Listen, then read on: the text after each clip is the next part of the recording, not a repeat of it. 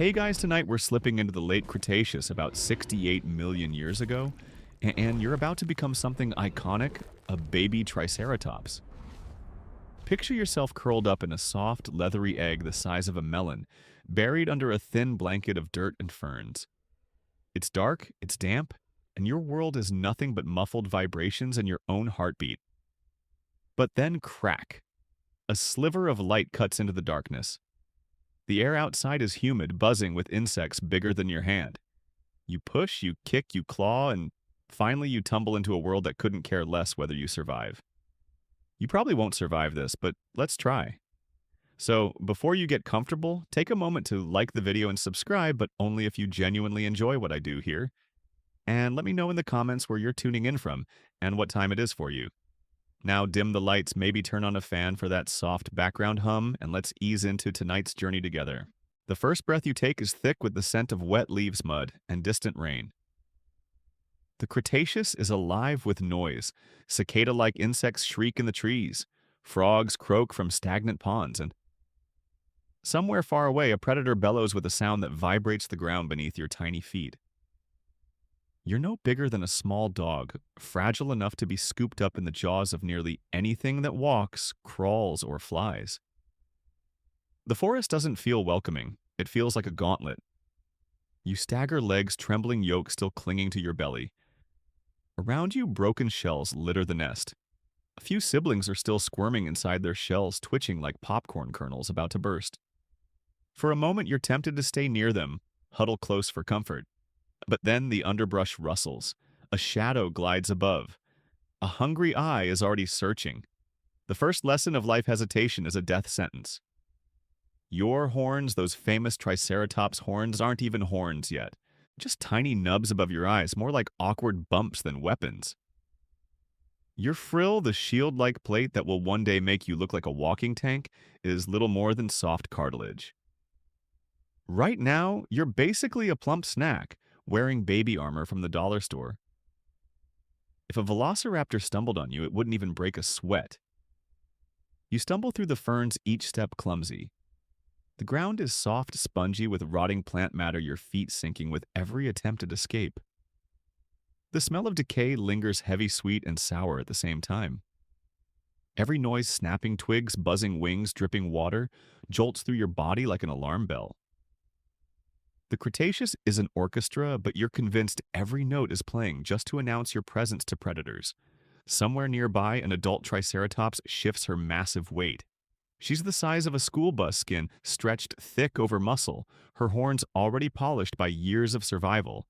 You glance toward her hulking silhouette and feel a flicker of relief. She is protection, a living fortress. And if she accepts you, predators will think twice. The catch. She isn't obligated to protect every hatchling. Sometimes adults ignore the weak, leaving them behind. Your worth is measured by your ability to keep up. A sibling finally claws free from its shell, squealing in confusion. Before it even stands upright, something lunges from the brush, a lizard quick as lightning, jaws snapping shut around the newborn's head. The squeal stops instantly. Blood stains the moss. The predator doesn't linger, it's too small to risk the attention of bigger hunters, but the message is clear. No one is safe, not even here in the supposed sanctuary of the nesting ground. You push forward, your body trembling from effort. The sun filters through the canopy above, golden shafts of light slicing the gloom. They should feel warm and comforting, but instead they paint you in a spotlight, every movement exaggerated, every twitch visible. Being born here feels less like a blessing and more like being thrown onto a stage where the audience is starving. Your frill flops with each step, ridiculous and useless. Imagine trying to ward off a burglar with a floppy pool noodle. That's you right now. Survival depends not on fighting, but on vanishing. You crouch low into the ferns, hoping your mottled brown-green skin will blend with the undergrowth. For a moment, the forest hushes. You almost feel hidden. And then a dragonfly the size of a crow buzzes past your head, its wings vibrating the air so violently you flinch and tumble over. Subtlety isn't exactly your skill set yet. Still, instincts whisper through your tiny brain. Stay low, stay close to the herd. Keep moving. Your heart pounds fast enough to echo in your ears. Every now and then you lift your head and glimpse the adults further off. Their horns glint like spears in the sunlight, their tails swishing like living whips. Compared to them, you're a rubber duck floating in a crocodile pond. But that herd, if you can reach them, is the only chance you've got. The forest is a patchwork of textures, slick moss under your feet, rough bark scraping your flanks as you brush too close to tree trunks, sticky sap clinging to your skin. The air is heavy like breathing through wet cloth, and beneath it all a constant hum of insects so loud it almost becomes silence. You wish for a moment you were born somewhere else, maybe as a bird light and quick, or even as a crocodile armored from birth. Instead, you're a clumsy little herbivore whose main defense hasn't even grown in yet. It's kind of like being handed a sports car with no engine. You've got the promise of Powerhorn's frill bulk, but right now you're just a flashy chassis rolling downhill, praying no one notices. And trust me, someone always notices. You pause by a patch of cycads, their fronds towering like green umbrellas. The smell of sap is thick and the ground is littered with fallen cones. Hunger gnaws at you, your first real sensation beyond fear. You snap at a frond teeth, barely functional shredding leaves that taste bitter and dry. It's not satisfying, but it's enough to keep your legs moving. From the corner of your eye, you spot movement. A shadow darts between the trees, sleek and deliberate. The forest stills for half a heartbeat. Then you hear the click of claws on stone. Your tiny horns tingle as if they know what's coming. You're barely an hour old, and already the forest has rolled out its welcome mat lined with teeth. The shadow lingers, stretching long across the ferns like an omen. You crouch lower, heart rattling against your ribs the way a trapped cricket thrashes in a jar. The forest air thickens. It feels like even the cicadas pause their chorus to let the danger take center stage. The predator steps forward. It isn't the hulking nightmare of a Tyrannosaurus, not yet, but something smaller, leaner, faster. A dromaeosaur, feathers bristling like knives, yellow eyes burning with calculation. To it, you aren't a challenge, you're a snack-sized experiment. The raptor stalks closer, head tilting, nostrils twitching. You're just a lump of wobbly legs and stubby horns. Your frill folds against your neck, flimsy as a sheet of damp parchment. The adults graze a little farther away, tails swaying lazily, unaware or perhaps uninterested in your private crisis. After all, the herd is a democracy of survival majority rules, and one baby doesn't sway the vote. You might think they'd rush in with trumpeting fury horns lowered, but they don't. Not yet. You have to prove you're worth saving. You stumble backward, frill rattling as you try to look bigger. Spoiler, it doesn't work. The raptor lunges, claws flashing. You squeal a pitiful squeak that sounds more like a baby goat than a future armored juggernaut. But the sound carries. Across the clearing, one of the mothers whips her head up. Her massive body pivots with the grace of a collapsing wall, nostrils flaring as she locks onto the raptor. A bellow erupts from her chest, shaking leaves from the canopy. The sound is less a roar, more a brass instrument being blasted directly into the forest's face. The raptor freezes. A moment ago, it was the hunter. Now it's a trespasser caught shoplifting. The mother charges ground, quaking beneath her. The predator bolts, tail whipping through ferns, vanishing into the trees with a hiss of feathers. You're left shivering in the dirt, your stubby legs coated in mud, your pride already in tatters. The mother doesn't nuzzle you, doesn't scoop you up with maternal tenderness. She simply exhales, nostrils flaring hot, and turns back to grazing. Message receive protection is conditional. Fall behind, and next time no one looks up. You stagger to your feet, shaky but alive. The forest closes back in, humid and oppressive, as though mocking you for your weakness. Every scent is sharp, rotting vegetation, fungal musk, whetstone. The heat wraps around your tiny body like a blanket you can't kick off. Your horns itch as blood pulses through them, growth, urging them forward, but for now they're useless. From here on, every breath feels like it comes at a price. You shuffle back toward the herd, weaving between broad cycads and horsetails that loom like green skyscrapers.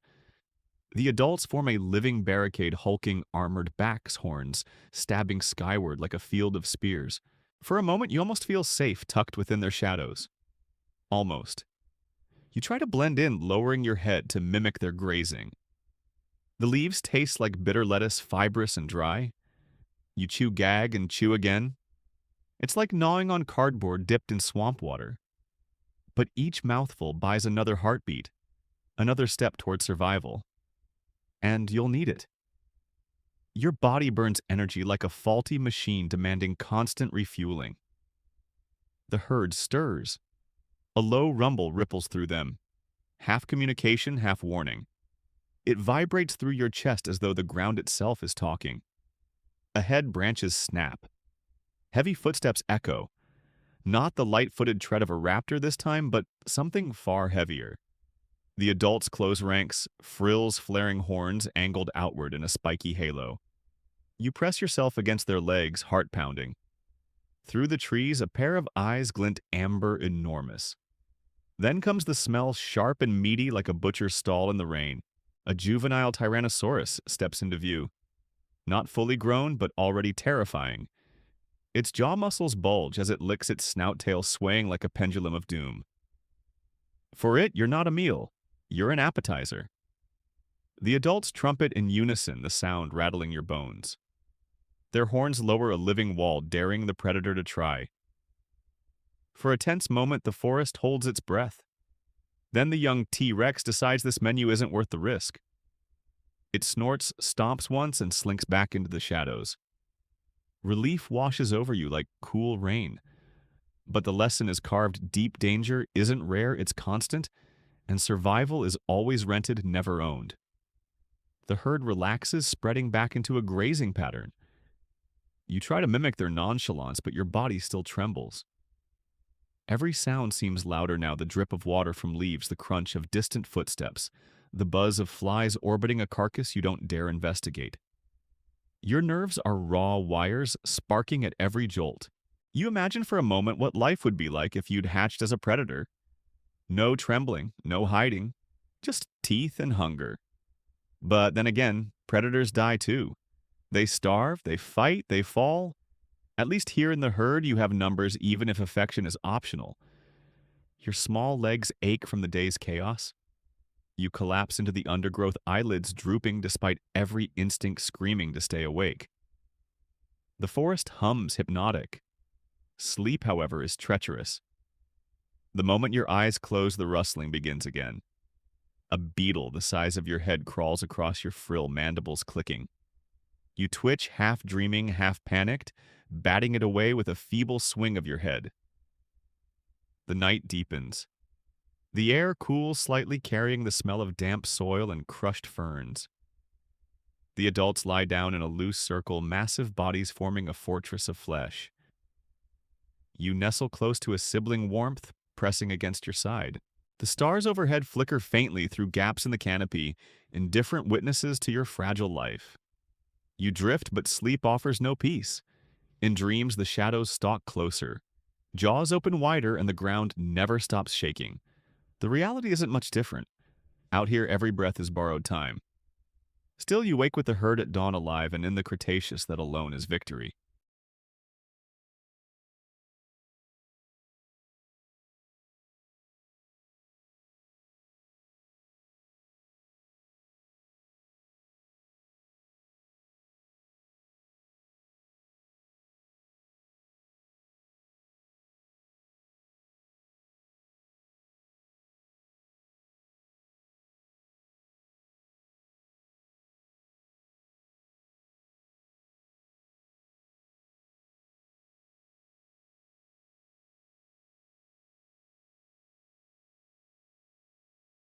The dawn creeps slowly across the Cretaceous forest, bleeding gold through the canopy. The air is thick with dew, every fern dripping, every leaf shining like glass.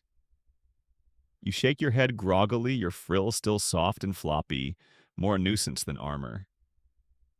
Your horns, those future lances of bone, are nothing but rounded nubs, like someone glued pebbles to your forehead.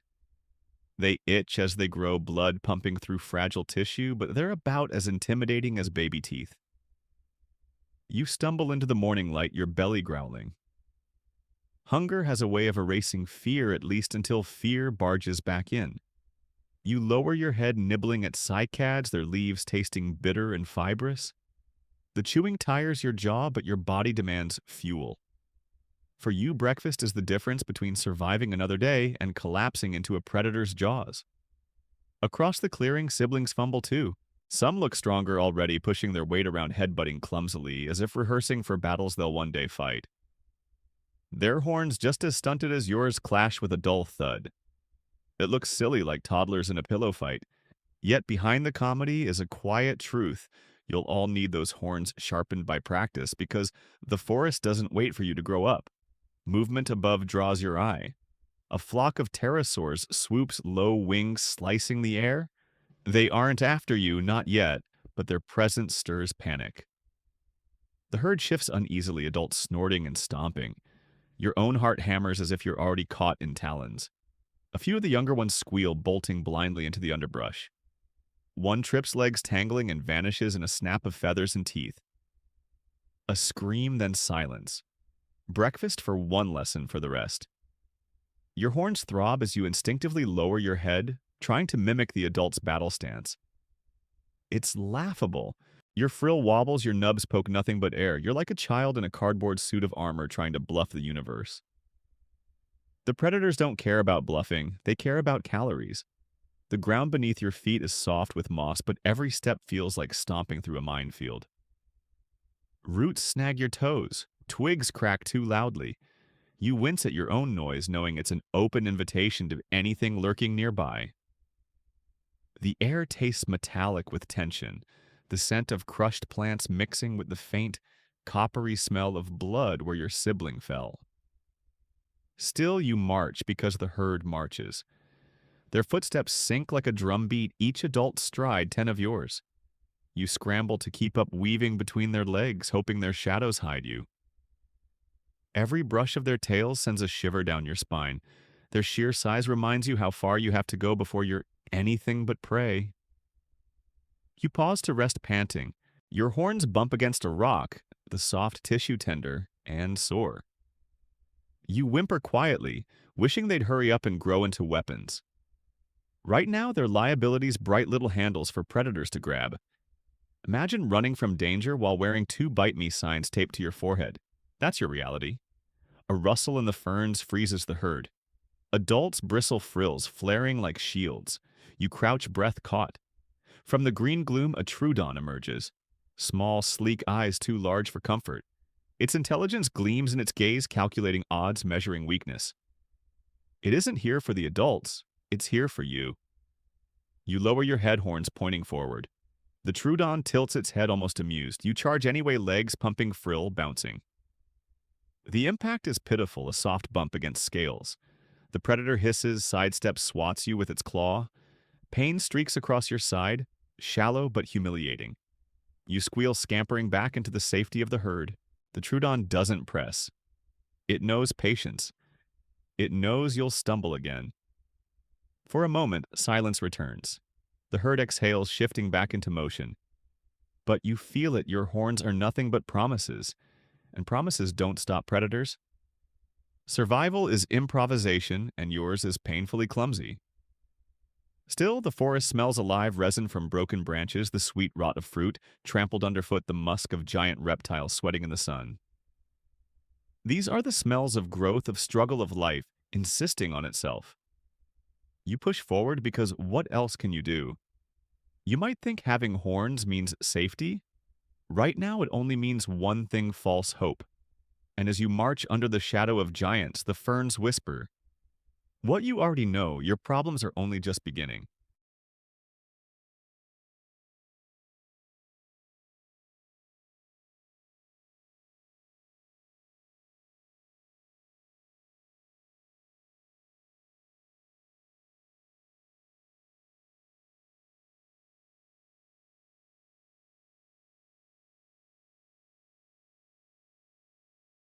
The forest at midday feels like it's holding its breath. Sunlight cuts through the canopy in broken shafts, illuminating the undergrowth in blotches of gold and shadow. To an outsider, it might look peaceful, but to you, each pool of darkness feels like a hungry mouth waiting to close. The ferns around you sway with the slightest breeze, their fronds brushing together with a sound that's too much like footsteps. Every shift, every rustle makes your skin prickle. You crouch low, trying to flatten yourself against the earth. Your mottled hide blends reasonably well with the foliage, but you're under no illusion it's camouflage written in pencil, not stone. One twitch of a predator's eye and you're dinner. Your horns are still laughable little stubs, your frill flimsy. You're a snack pretending to be a fortress. The herd moves slowly, heads buried in cycads, jaws grinding through endless greenery. Adults seem unconcerned, chewing as though the world beyond the leaves doesn't exist. But you know better. The forest is alive with eyes. Some watch from the treetops, birds, feathered descendants of creatures much like you. Others crouch in the shadows, claws flexing, waiting for a chance. You remember yesterday's Troodon, how it studied you with calculating patience? You can almost feel its gaze even now, though maybe that's just your nerves. The ferns hiss in the breeze, a constant whisper that sounds too much like conspiratorial laughter. You wish your horns would hurry up and grow into something sharp enough to silence the forest's jokes. A sibling nudges you, chirping softly, more annoyed than comforting. It presses close, both of you instinctively drawn together. Safety in numbers, even if the number is two. Still, you sense the sibling's motives aren't purely kind. It wants you near, so the predator picks the other one. Brutal, but that's the reality of babyhood. The ground is damp underfoot, every step sinking slightly into soft earth. The smell of rot clings to everything, fallen fruit, half-eaten carcasses, the general perfume of survival. Above, insects buzz like tiny saw blades, their hum blending into the constant drone of the Cretaceous forest. Each sound adds another layer to your paranoia. You creep forward, peering between stalks of horsetail. A shadow flickers at the edge of your vision. You freeze. The sibling freezes too. The air goes still, then a snap. Not of a twig, but of a jaw. The forest erupts. A Dakota raptor bursts from the brush, feathers, bristling sickle claws gleaming. Its eyes lock onto you, hungry and merciless. You squeal, stumbling backward. Your horns, your frill, your bulk, none of it matters. You're prey in its theater. The herd responds instantly. Adults trumpet a deafening wall of sound that vibrates through your chest. They form a barrier, horns angled outward, tails lashing. The raptor snarls, pacing just out of reach, daring them to break formation. You huddle between their legs, the ground trembling with every stomp. For once your size works in your favor, you're too small to be worth breaking ranks for. Still, the predator isn't deterred. It circles, looking for an opening, feathers flaring like a grotesque fan. The adults hold firm eyes, locked horns steady. Minutes drag like hours. Finally, with a frustrated screech, the Dakota raptor slinks back into the trees. The forest exhales. Your legs wobble. Your breath comes in shallow gasps. If your heart beat any faster, it might burst. The adults resume grazing, calm restored as if nothing happened. To them, it was a minor inconvenience. To you, it was the difference between existing and becoming a bloodstain on the moss. The ferns sway again, innocent in their dance, but you can't look at them the same way. They're not harmless plants. They're curtains behind which death waits, silent and patient. Every flicker of shadow feels like a rehearsal for the next attack. You stagger toward your sibling, pressing your frill against theirs in a clumsy gesture of solidarity. For a moment, you're just two hatchlings trembling together in the aftermath of fear. But even here, competition lingers. The sibling nudges you aside, staking a tiny claim on the safer spot near an adult's leg. You shuffle away, resentment simmering. The sun climbs higher, baking the forest floor. The air thickens, heavy and wet, clinging to your skin. Sweat isn't in your biology, but the heat seeps into your body, slowing you, making your legs feel heavier with each step. Predators aren't your only enemy. The climate itself tests you at every turn. As the herd shifts again, you lag behind, distracted by a fallen cycad cone.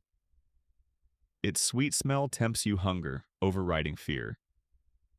You nibble at it, juice dribbling down your beak. For a few blissful seconds, you forget the shadows. You forget predators. There's only food. Then the ground shakes. A low rumble, distant at first, then closer. The adults stiffen heads, lifting in unison. You freeze mid-bite. Through the trees comes a sound too deep to mistake the rolling growl of something massive.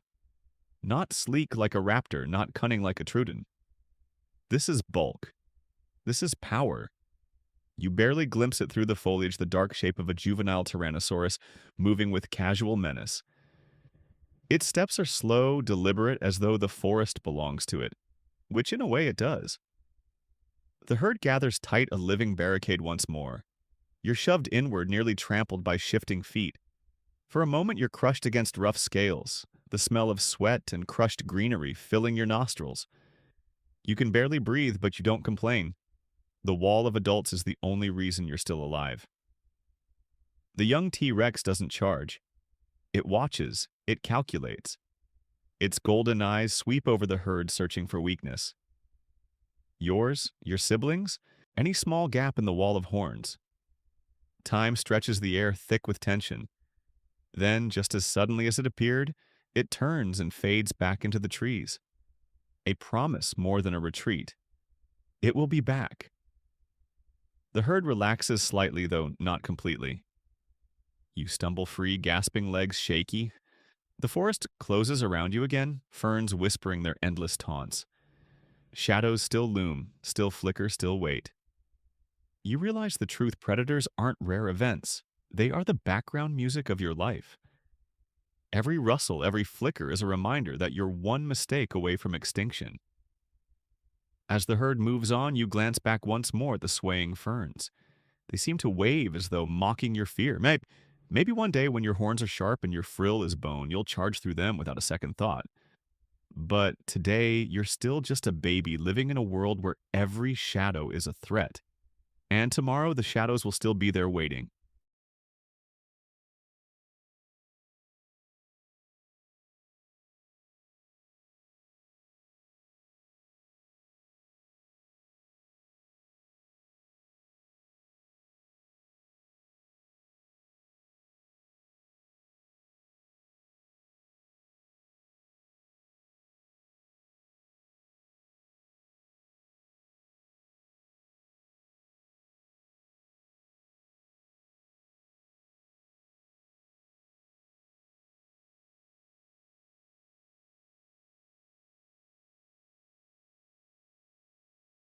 The morning mist has barely lifted, but the herd is already on the move. Giant bodies push through the undergrowth, their footsteps like muffled drum beats across the forest floor. You scramble to keep up, legs short and clumsy, your tiny body tripping over every root and rock. Each step feels like a race you were never built to win. Stumpy legs may be adorable, but in a world where everything wants to eat you, they're the cruelest joke nature has played. The adults stride with confidence, tails swinging like pendulums, horns gleaming as they part the ferns. You meanwhile are stuck weaving between their legs, dodging swishing tails that could knock you flat. You pant heavily, sides heaving, heart thundering. It's like trying to join a marathon with toddler legs you're not running. You're flailing forward in desperate bursts. Every stumble is a risk. Fall too far behind, and you're no longer part of the herd, you're bait. Predators know the game well. They don't waste energy charging the armored adults. They watch for stragglers, the weak, the ones too slow to vanish into the wall of horns. Right now, that's you.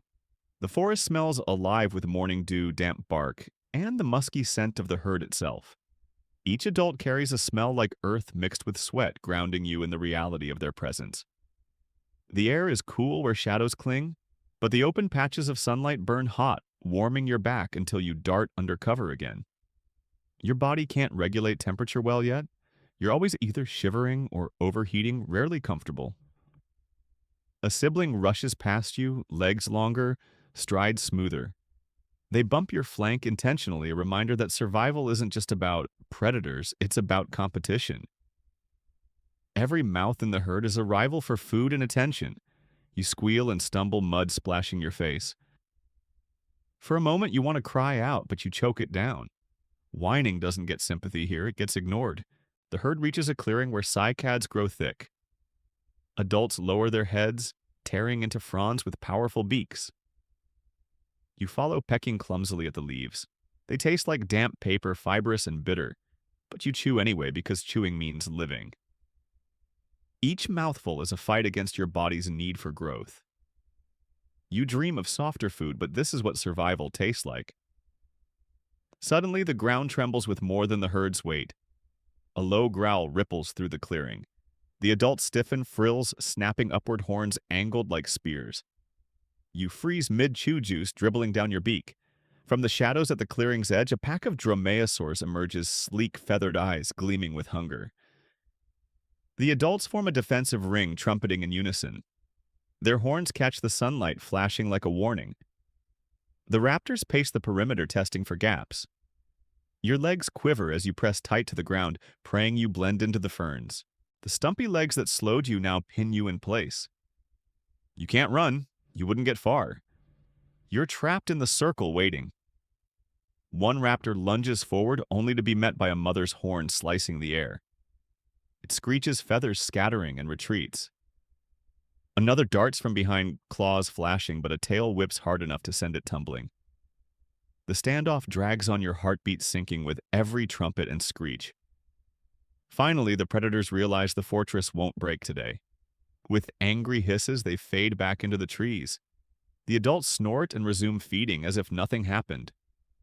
You remain pressed to the ground, trembling, mud caking your frill. Survival, you realize, is less about strength and more about staying inside the walls of giants. But staying inside means running fast enough to keep up, and your stumpy legs make that nearly impossible. The herd moves again, and you scramble to follow. Each stride burns your muscles aching. Your lungs feel like they're full of hot sand. You trip over a root, crashing face first into the dirt. Panic surges. What if the herd leaves you? You squeal, thrash, and somehow force yourself up, legs wobbling like sticks in mud. You run harder, ignoring the pain, catching just enough of the herd's shadow to disappear inside it again. The forest around you thrums with hidden life. Insects buzz like miniature saws.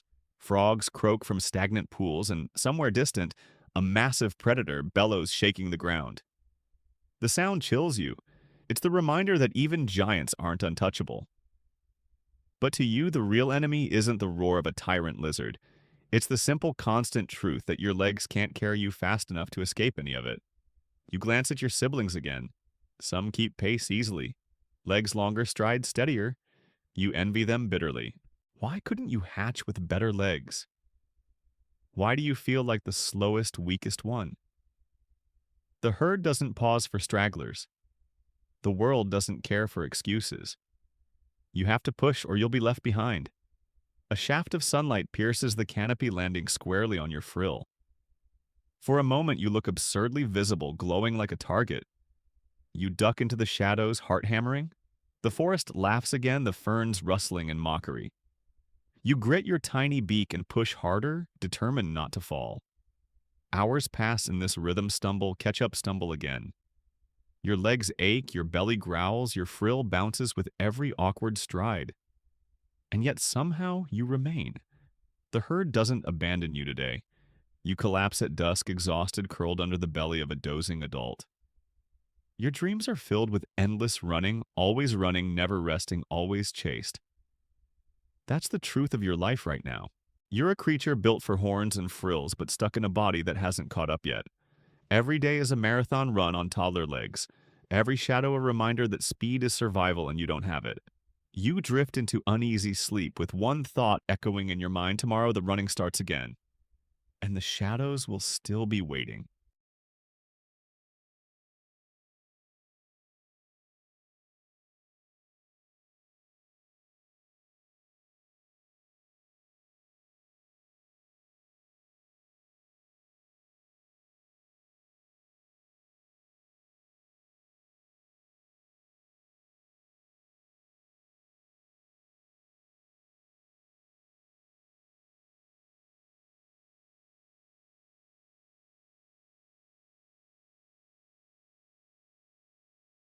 The ground shakes before you even open your eyes. It isn't thunder, though it feels like it. It's the herd moving 100 tons of muscle and horn, pushing through the forest. You scramble upright, legs sore from yesterday's endless chase. The adults are already striding, heads down, frills glowing gold in the rising sun. They look like moving fortresses, horned citadels on legs. You, by comparison, are a pebble rolling in their wake. Staying with them is both blessing and curse. Their size frightens away most predators, but their pace never slows. It's like trying to keep up with a convoy of tanks while riding a tricycle. The earth itself feels alive under their steps, the vibrations buzzing through your tiny ribcage. Every time they turn, you have to dash to catch up, your stubby legs burning like fire. The smell of the herd is overwhelming musk sweat, the tang of crushed vegetation clinging to their scales. It's a living wall of sound and scent. Their low, rumbling calls ripple through your body communication you can feel more than hear. Sometimes it's soothing, like being wrapped in a blanket of sound. Other times it's intimidating, a reminder of how small you are in the grand order of this giant society. You notice quickly that the herd is a hierarchy. Adults take the lead, veterans of countless migrations. Behind them, younger but strong individuals guard the flanks. And at the center, juveniles like you struggle to keep up, hidden in the safest pocket the herd offers. It's like a medieval army knights, on the outside, squires huddled in the middle. You're not a knight yet. You're a liability they tolerate because numbers mean survival. A sibling jostles you, shoving its frill into your side. You squeal, glaring, but the message is clear: space is limited. Even in the herd's safety, competition never stops. You try to shove back, horns pressing clumsily against theirs, but your nubs slide off uselessly. The sibling cackles. Yes, you're convinced dinosaurs can cackle, and trots ahead, leaving you steaming in embarrassment. The herd pauses near a grove of cycads. Their leaves form spiky crowns, sunlight glittering across waxy surfaces. Adults tear into them, powerful beaks crunching through stalks that feel like wood in your tiny mouth. You try chewing too, but it's like gnawing leather. Your jaws ache after a few bites, but you push on. Growth demands fuel, and in this world, hunger is your worst enemy after teeth and claws. Suddenly the forest trembles differently. Not the steady rhythm of the herd. Something heavier. The adults stiffen, frills snapping upright like raised shields. Their trumpets boom through the clearing, a sound so loud it rattles your bones. The air tastes sharp, metallic with fear. You crouch low, pressing yourself into the mud. Through the trees, a massive shape emerges.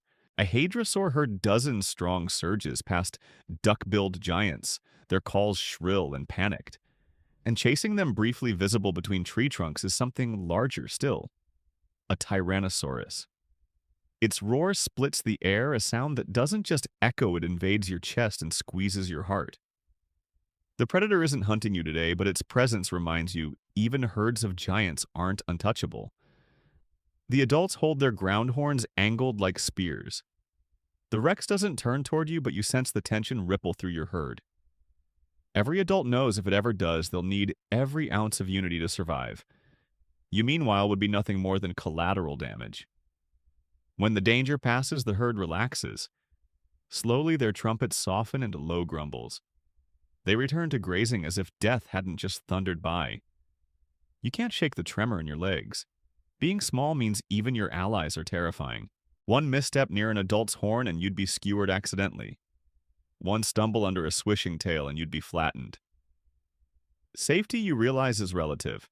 In a herd of giants, you're always at risk of being crushed by the very creatures keeping you alive. The afternoon sun burns through the canopy, turning the clearing into a humid oven. The air is thick, tasting of sap and sweat. Flies buzz incessantly, landing on your frill, biting your soft skin. You twitch and shake, but they always return. The adults barely notice. Their hides are tougher, their size intimidating even to insects. You envy them everything: their horns, their strength, their indifference to annoyances that torment you. As the herd moves again, you trudge beside them, eyes heavy with exhaustion. Every muscle aches, but the rhythm of their movement pulls you forward.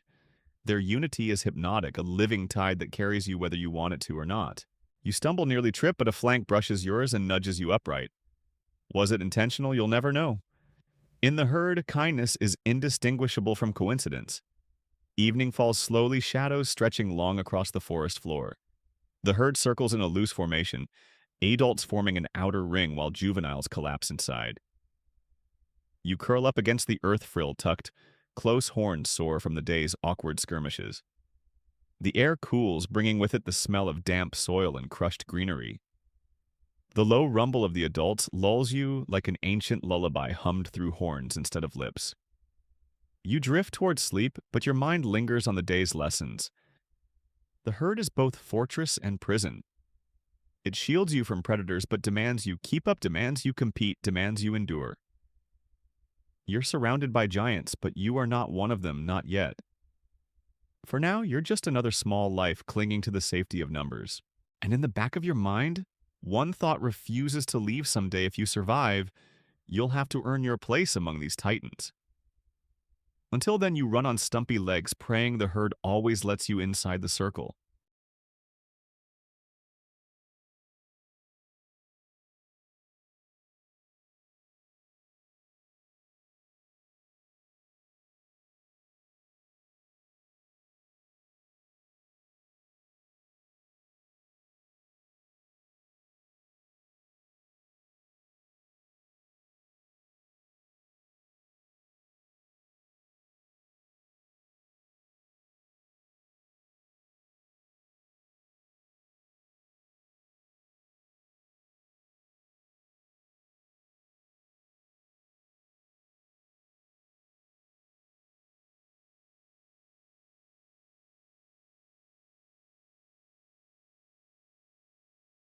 The dawn is pale and heavy with mist, wrapping the forest in a blanket that muffles sound. Drops of dew cling to every fern, glinting like cold jewels in the half-light. You wake stiff and sore, pressed against the earth, your frill damp and floppy. Around you, your siblings stir half a dozen clumsy little bodies, horns, barely budding legs wobbly but eager to move. In theory, you should find comfort in their company. In practice, they're your fiercest rivals. Your sibling to the left immediately jabs you with its tiny frill, a playful shove, disguised as aggression.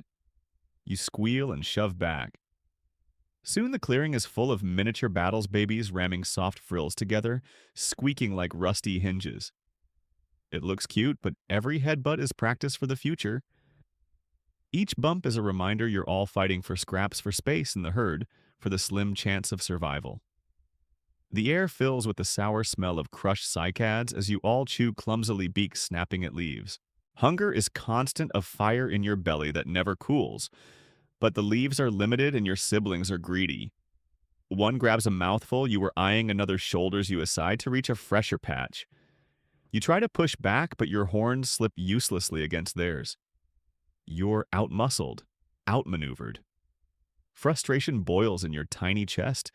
A sibling squeals in triumph, holding its head high with a frill smeared in sap. It looks ridiculous, but in your mind it's infuriating, like losing a game you didn't agree to play. You lower your head and charge legs pumping, frill flapping. The impact is weak, more of a shove than a strike, but the sibling stumbles.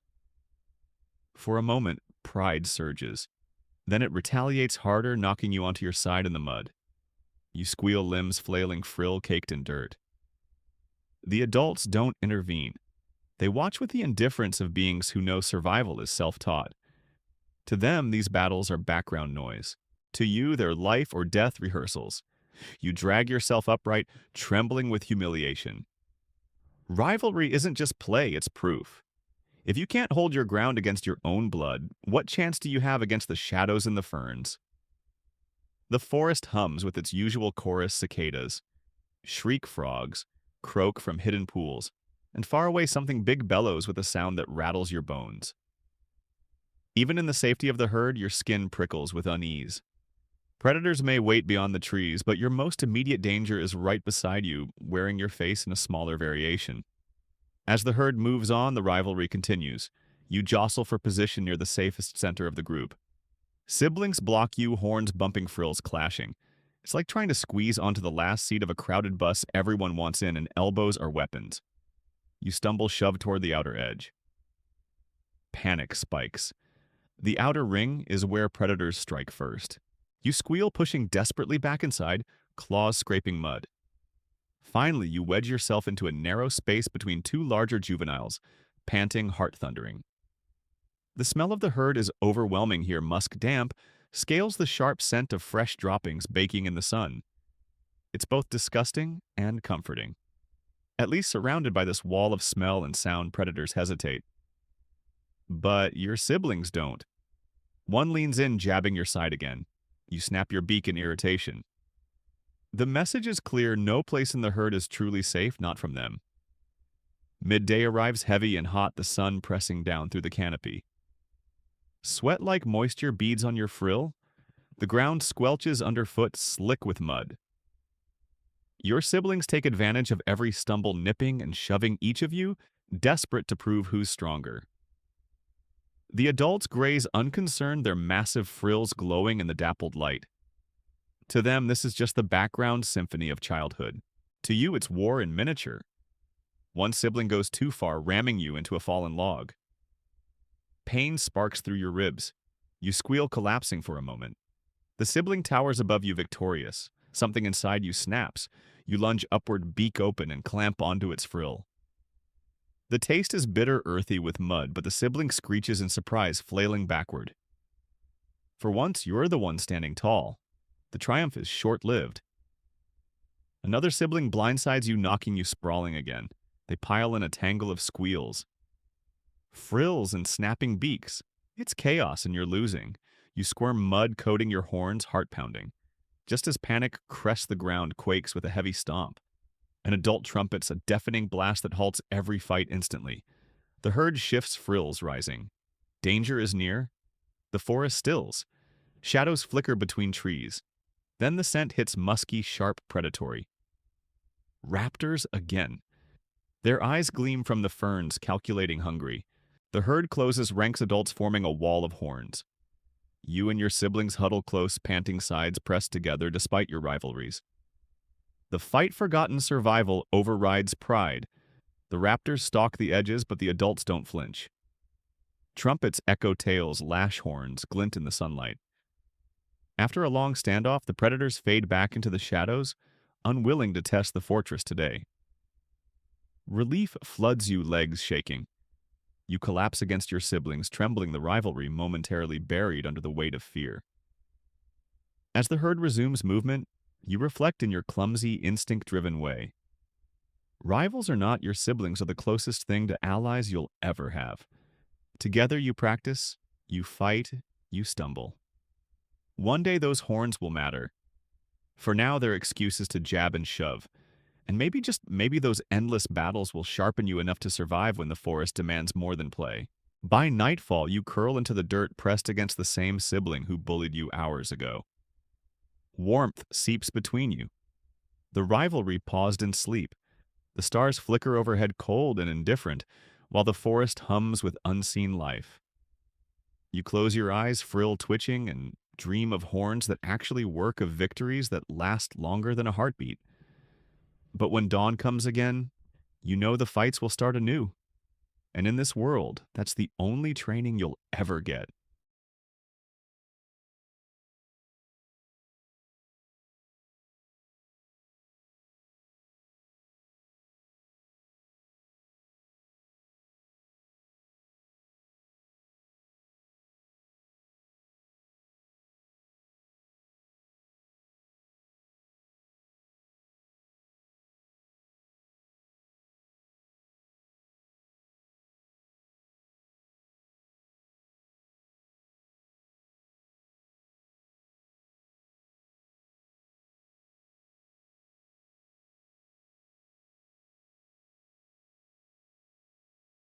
The Cretaceous dawn is already hot, a damp heat that clings to your hide like glue. You stretch your legs as best you can, though stretch feels generous. Your body is growing, but it's growing awkwardly. Your once small, stubby legs are thickening faster than your coordination can keep up. Each step is a gamble between balance and collapse. It's as if nature built you from mismatched spare parts and forgot to check whether they fit together. Your horns push forward a little more each day, no longer nubs, but not yet weapons. They ache constantly, dull throbs pulsing with every heartbeat. You scrape them against bark just to relieve the pressure, though it only leaves scratches on your face. Your frill, too, is stiffening bone spreading beneath skin, but it flops unevenly when you move. You feel half-built, like a fort still missing its walls. The herd marches steadily and you wobble after them, each stride a lesson in frustration. Adults move with a rhythm you can't imitate, strong legs, steady breaths, tails swaying with confidence. You trip over roots, slam your frill into branches, and stumble into mud that clings to your belly like a trap. Every step is humiliating. You're growing, yes, but into something clumsy, not powerful. Your siblings aren't any better. One constantly squeaks when it stumbles, another walks with a limp after a tumble, and yet they all compete with you anyway. It's less about food now and more about proving who's shaping into the strongest juvenile. A sibling charges at you, suddenly frill lowered. You try to brace, but your legs give way and you topple sideways. Laughter. Yes, it feels like laughter ripples through the little ones around you. You glare, mud dripping from your horns, but you don't retaliate. You couldn't win anyway. The forest air is thick with smells, damp bark, sharp resin, the faint musk of predators lingering on the breeze. You know they're out there watching. Your growing body makes you more noticeable now, no longer small enough to vanish in the ferns, not big enough to deter an attack. You've entered the worst possible stage, too awkward to hide, too weak to fight. The herd pauses at a riverbank. Water trickles lazily, sparkling in the light. Adults lower their heads, slurping deeply. You stumble forward, legs splaying, and nearly plunge headfirst into the current. Your frill splashes water everywhere as you lap, clumsily half drinking, half choking. The water is cool and refreshing, but it only highlights how clumsy you've become. As you drink, movement flickers upstream. Shadows slither beneath the water. Crocodilians. Their eyes break the surface, yellow and unblinking. They aren't after the adults, the giants are too large, but a growing juvenile like you. Tempting. One slips closer, its tail flicking with deceptive gentleness. You squeal and stumble backward, splashing mud and water. An adult bellows, tail whipping, and the crocodile vanishes beneath the current. The herd shifts uneasily but returns to drinking. You, meanwhile, are left trembling, water dripping from your frill, pride leaking faster than your courage. By midday, the heat is oppressive. The sun filters through the canopy in golden shafts that burn against your hide. You pant, drooping under the weight of your awkward body. Your legs ache, your horns itch, your frill feels too heavy. Every part of you demands energy, food, and rest, but predators never schedule their hunts around your comfort. The herd moves into a meadow where cycads sprout thickly. Adults mow them down with practiced efficiency, their beaks tearing through fibrous stalks like machetes. You chew clumsily, swallowing more than your stomach can handle. Pain twists in your belly, but you push through. Growth hurts, but hunger hurts worse. Suddenly, your sibling rams you from the side, trying to steal your patch of leaves. You squeal and shove back horns, scraping weakly. The clash is awkward, both of you stumbling, frills bouncing like loose shields. It's ridiculous, but it's serious. Every mouthful is survival. The fight ends with you shoved into the dirt again, your horns aching from the impact. Your sibling struts away triumphantly. You groan, rolling onto your side. Growth has made you heavier, harder to push upright. Your muscles burn with every attempt. At last you heave yourself up, legs shaking, lungs gasping. Mud clings to your frill, dripping in clumps. For a moment you envy predators. They grow into weapons, teeth, claws, speed. You grow into weight and awkwardness, hoping one day it'll balance out. The afternoon brings a storm. Clouds roll overhead, dark and heavy. The air thickens, electricity crackling. Rain begins in heavy drops drumming against your frill. The herd shifts, bunching together. Thunder booms and you squeal in panic, pressing against your mother's massive leg. Lightning cracks, illuminating the forest in harsh flashes. For an instant, every tree, every horn, every frill glows white. Then darkness swallows it back. The ground turns to mud. Your legs sink, your body tipping. You thrash and stumble, squeaking desperately. Every step forward is a battle against the sucking earth. Adults stride easily, their massive weight giving them leverage. You're a child in quicksand, every clumsy stride a reminder that your body hasn't caught up to your needs. By nightfall, the storm eases. The herd settles in a clearing, steam rising from their damp hides. You collapse against the earth frill caked in mud horns, throbbing with dull pain. Your stomach growls despite the day's chewing.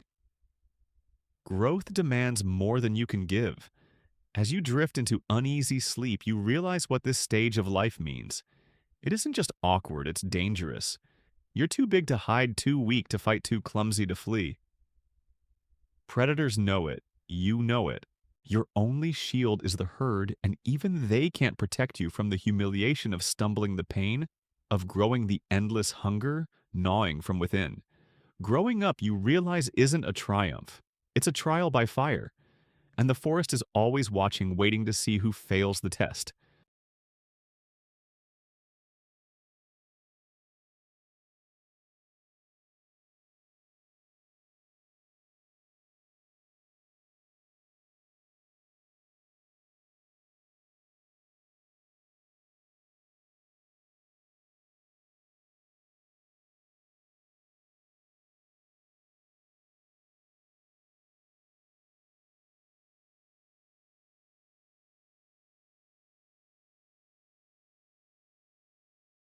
The morning haze still lingers when you shuffle awake, frill-heavy horns aching from another night of growth.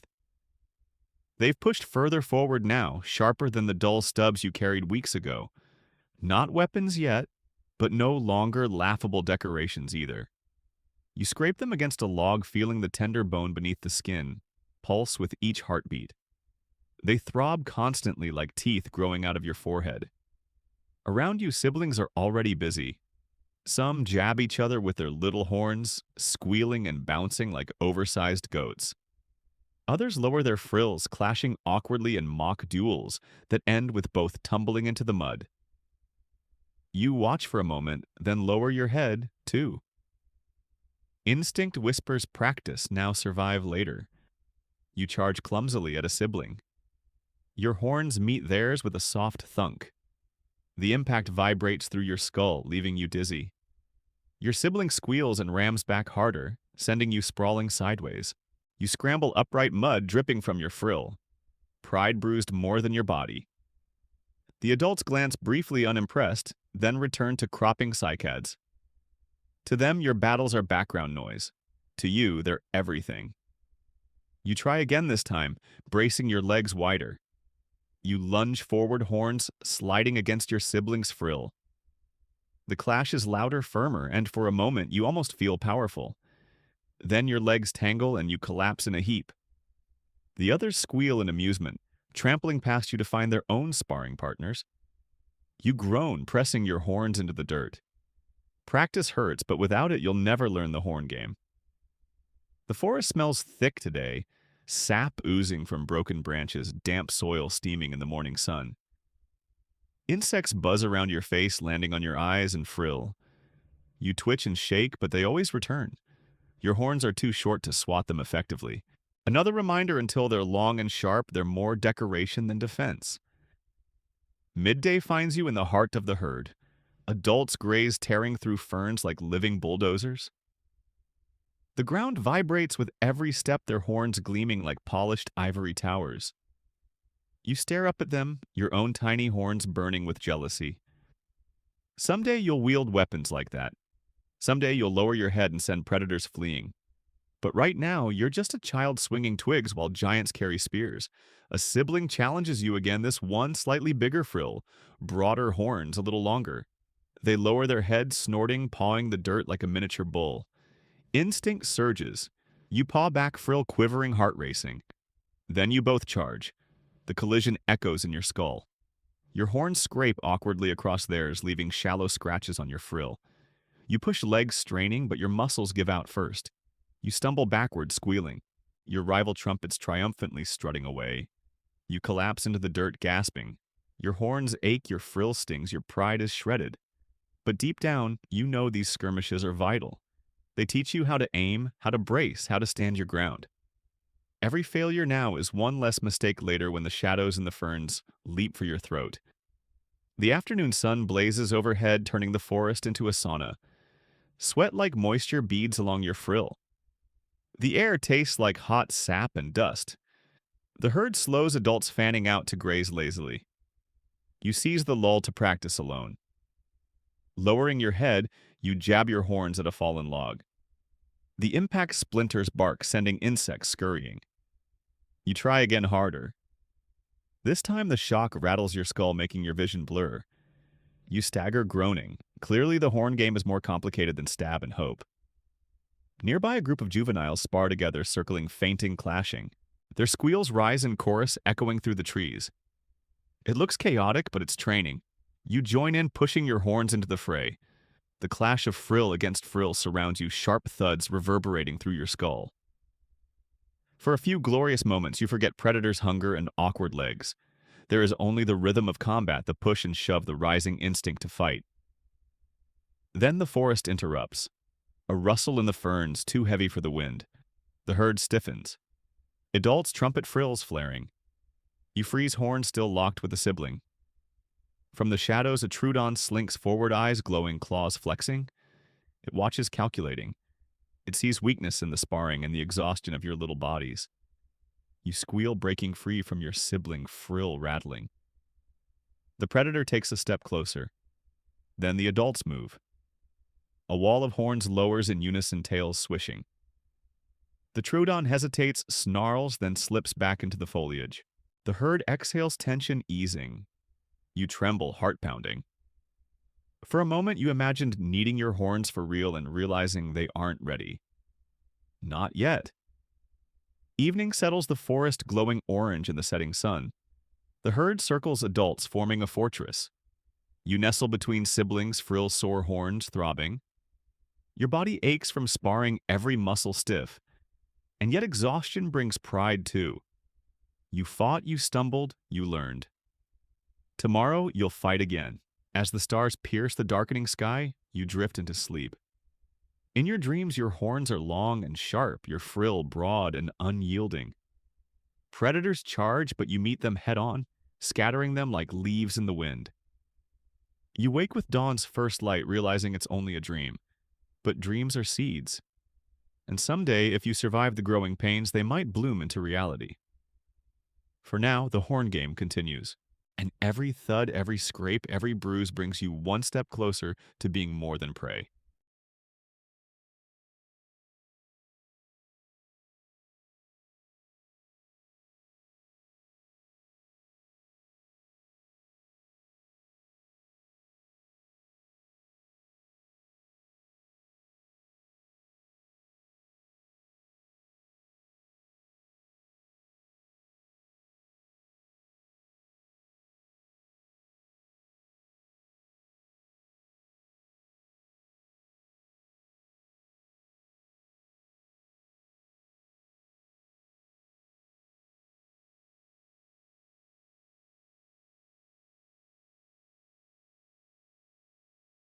The forest wakes in uneasy silence as though the air itself senses what's coming.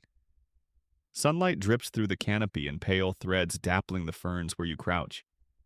Your horns ache, your frill is stiffening, your legs still clumsy from yesterday's sparring. But this morning you don't get the luxury of practice fights with siblings. Today the predators are the teachers and you're the unwilling student.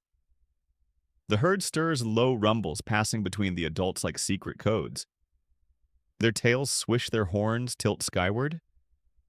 You feel it too, the electric hum of danger pressing against your skin. It starts as a faint vibration through the earth like distant drums. Then a shadow slips between the trees. Raptors. Not one this time, but many. They move like liquid fire feathers, rippling, eyes bright and sharp. Each claw clicks against stone with deliberate menace. You squeal, pressing closer to the herd. But predators don't rush, they test. They probe. They want to see who falters first. And today, they test the little ones. Your heart hammers as the raptors circle. One darts forward, snapping at a juvenile near you. The baby squeals, bolting clumsily. The raptor gives chase, not serious yet, but mocking. It slashes at the tail just enough to leave a mark, then retreats.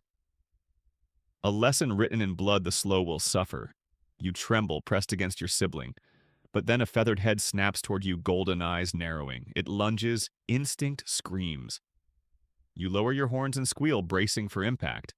The raptor feints, swerving at the last second. Its claw grazes your frill, leaving a shallow scratch.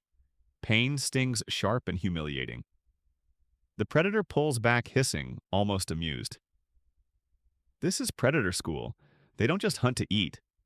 Sometimes they practice using you as the dummy. Raptors teach their young how to slash, how to corner, how to terrify, and you're the unwilling prop in their lesson plan. The herd reacts. Adults trumpet horns lowering. They stomp the earth tails whipping like living clubs. One charges, scattering the raptors briefly, but the lesson is already carved into your trembling legs. Predators see you as training equipment long before they see you as a meal. The forest hums with tension.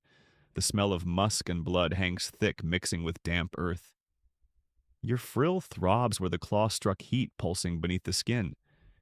You press your horns into the dirt, wishing they were longer, sharper, anything but useless bumps. Hours crawl by. The herd keeps moving, adults vigilant, juveniles restless. Every crack of a twig makes your heart leap.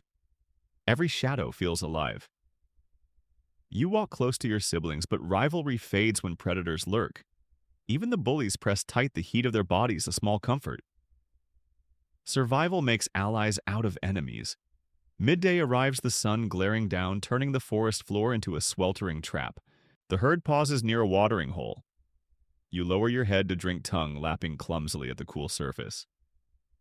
The water tastes of mud and algae, but it soothes your throat. Relief lasts only seconds. The surface ripples. Eyes blink beneath the water. Crocodilians again. One surges upward, jaws snapping shut around a sibling's leg. The squeal shatters the clearing, adults, trumpet-stomping horns flashing. The crocodile thrashes, dragging its prey toward the water. For a heartbeat, it feels like doom. Then a massive adult charges, horn plunging into the reptile's side. Blood clouds the water, the predator releasing its grip. The sibling scrambles free, limping alive. You stagger backward, splashing mud, heart racing. The waterhole suddenly feels like a battlefield. Drinking here is as dangerous as grazing in raptor country. The lesson repeats: predators use every corner of the forest as a classroom, and every student is expendable. By afternoon, your body aches from running, heart still raw with fear. Yet the herd keeps pressing forward, unstoppable. They know the truth movement means survival. Stillness invites ambush. You stumble, trip, and force yourself upright again. Your horns are sore, your frill heavy, your legs tired, but the forest doesn't care.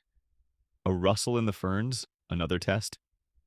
This time a lone Trudon emerges, eyes wide and clever. It doesn't charge. It doesn't need to. It stalks slowly, gauging your movements. You lower your horns again, leg shaking, frill quivering. You squeal, but the sound comes out weak. The predator smirks. Yes, you swear it smirks, and slips back into the shadows. A pop quiz, nothing more. The real test will come later. Evening falls, shadows stretching long across the ground. The herd circles tightly, adults forming their fortress of horns. You collapse inside, exhausted, frill-scraped horns aching. Your siblings curl beside you, silent for once. The forest hums its endless chorus, frogs, insects, distant roars, but tonight, every sound feels like a teacher tapping the chalkboard. You close your eyes, but dreams offer no comfort. Raptors stalk you in your sleep claws, scratching lessons into your skin. Crocodiles lunge from the dark Trudons, whisper riddles you can't answer. You wake shivering, realizing sleep is just another classroom for fear. Predator school never ends. Every day is a lesson in running, hiding, bracing. Every scar is homework, every escape an exam you barely passed. And as you drift into uneasy rest, you know tomorrow's class will start at dawn, whether you're ready or not.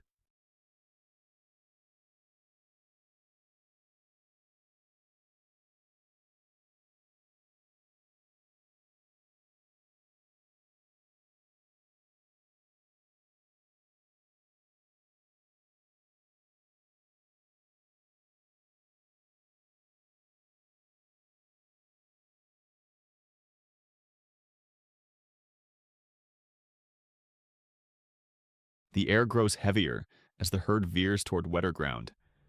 The forest floor squishes beneath every step, mud bubbling with each tremor of the adults.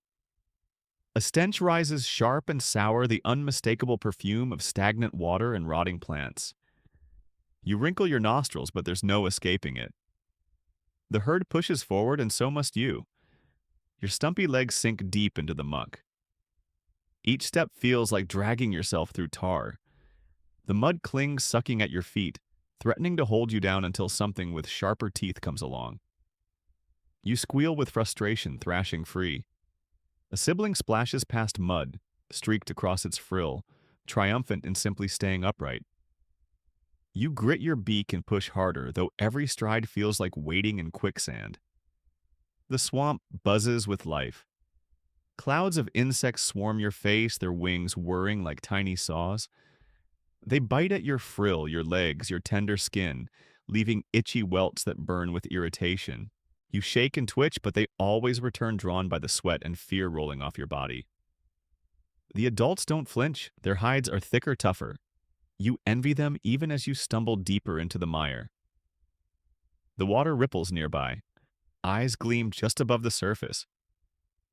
Crocodilians again. These ones are smaller than the giant that attacked at the river, but size is relative. To you, they're nightmares with tails. One lunges, jaws snapping at a juvenile trailing behind. The squeal cuts through the swamp like a knife. Adults trumpet, instantly, horns lowering. The crocodilian hesitates, then vanishes into the water with a hiss. The juvenile limps forward, shaken but alive. You push closer to the center of the herd frill, bouncing with every awkward step. Safety feels near, but the swamp itself seems determined to drown you. The mud grips tighter, waterlogged plants wrap around your legs, and the ground shifts treacherously underfoot. You stumble again, plunging nose first into the muck. Cold slime coats your horns and frill filling your nostrils with the stink of decay. You thrash, squealing, until a sibling butts your side, helping you upright. For a moment, rivalry pauses. In the swamp, everyone is equally miserable. The adults plod on their weight, breaking through the mud. You follow smaller steps, swallowed, faster, your body aching with each pull. The swamp hums with sound, frogs croaking, insects buzzing, unseen things splashing in the distance. The air is hot, wet, suffocating. Every breath tastes like rot. Your legs burn, your frill drips with slime, and your horns ache from the constant weight of your own clumsiness. Then the real trial begins. The herd reaches a deeper stretch of water, wide and murky. Adults wade in without hesitation, water lapping at their bellies. You squeal, staring at the expanse. It looks endless, dark, full of hidden jaws. But you can't stay behind. To be left is to be lost. You step in. The water closes around your chest, instantly cool but terrifying. Your legs kick furiously, struggling to find the bottom. Mud sucks you down your frill, dragging like an anchor. Panic surges. You squeal and thrash, splashing wildly. Your horns slice through the surface like useless paddles. A sibling passes you, paddling awkwardly but steadier, squealing smugly as it gets ahead. The current tugs at you, slow but relentless. Every push forward feels stolen from the swamp's grip. Your lungs burn, your legs ache, your frill drags you lower. You imagine jaws snapping from the dark, pulling you under. Fear fuels you more than strength. Somehow you keep moving, kicking, paddling, squealing. Finally, your feet scrape solid ground. You scramble onto the far bank, collapsing in the mud, gasping. Your frill drips, your horns ache, your body trembles. You made it. Barely. The swamp didn't claim you today. But the lesson is clear. Survival isn't just about predators. The land itself can kill you if you stumble. The herd gathers on the bank, shaking mud and water from their hides. Adults trumpet a low, resonant call that rolls across the swamp. You press against your siblings, exhausted but alive. The smell of damp vegetation fills your nose, sharp and pungent, but even that feels like victory. The sun dips lower, painting the swamp in gold and shadow. Mosquitoes swarm, biting relentlessly, but you barely notice. Your body is too tired to care. Every muscle aches, every breath burns. You curl into the mud frill, resting on your horns. Sleep comes fast, heavy, and dreamless. In the distance, the swamp gurgles with unseen life. Crocodiles slide silently beneath the surface, frogs croak, and chorus insects drone endlessly. The swamp trial never ends. Tomorrow the herd may cross again. Tomorrow you'll sink again. Tomorrow you'll fight the mud, the insects, the jaws waiting in the dark. For now, though, you close your eyes and let exhaustion claim you. The swamp hasn't won yet.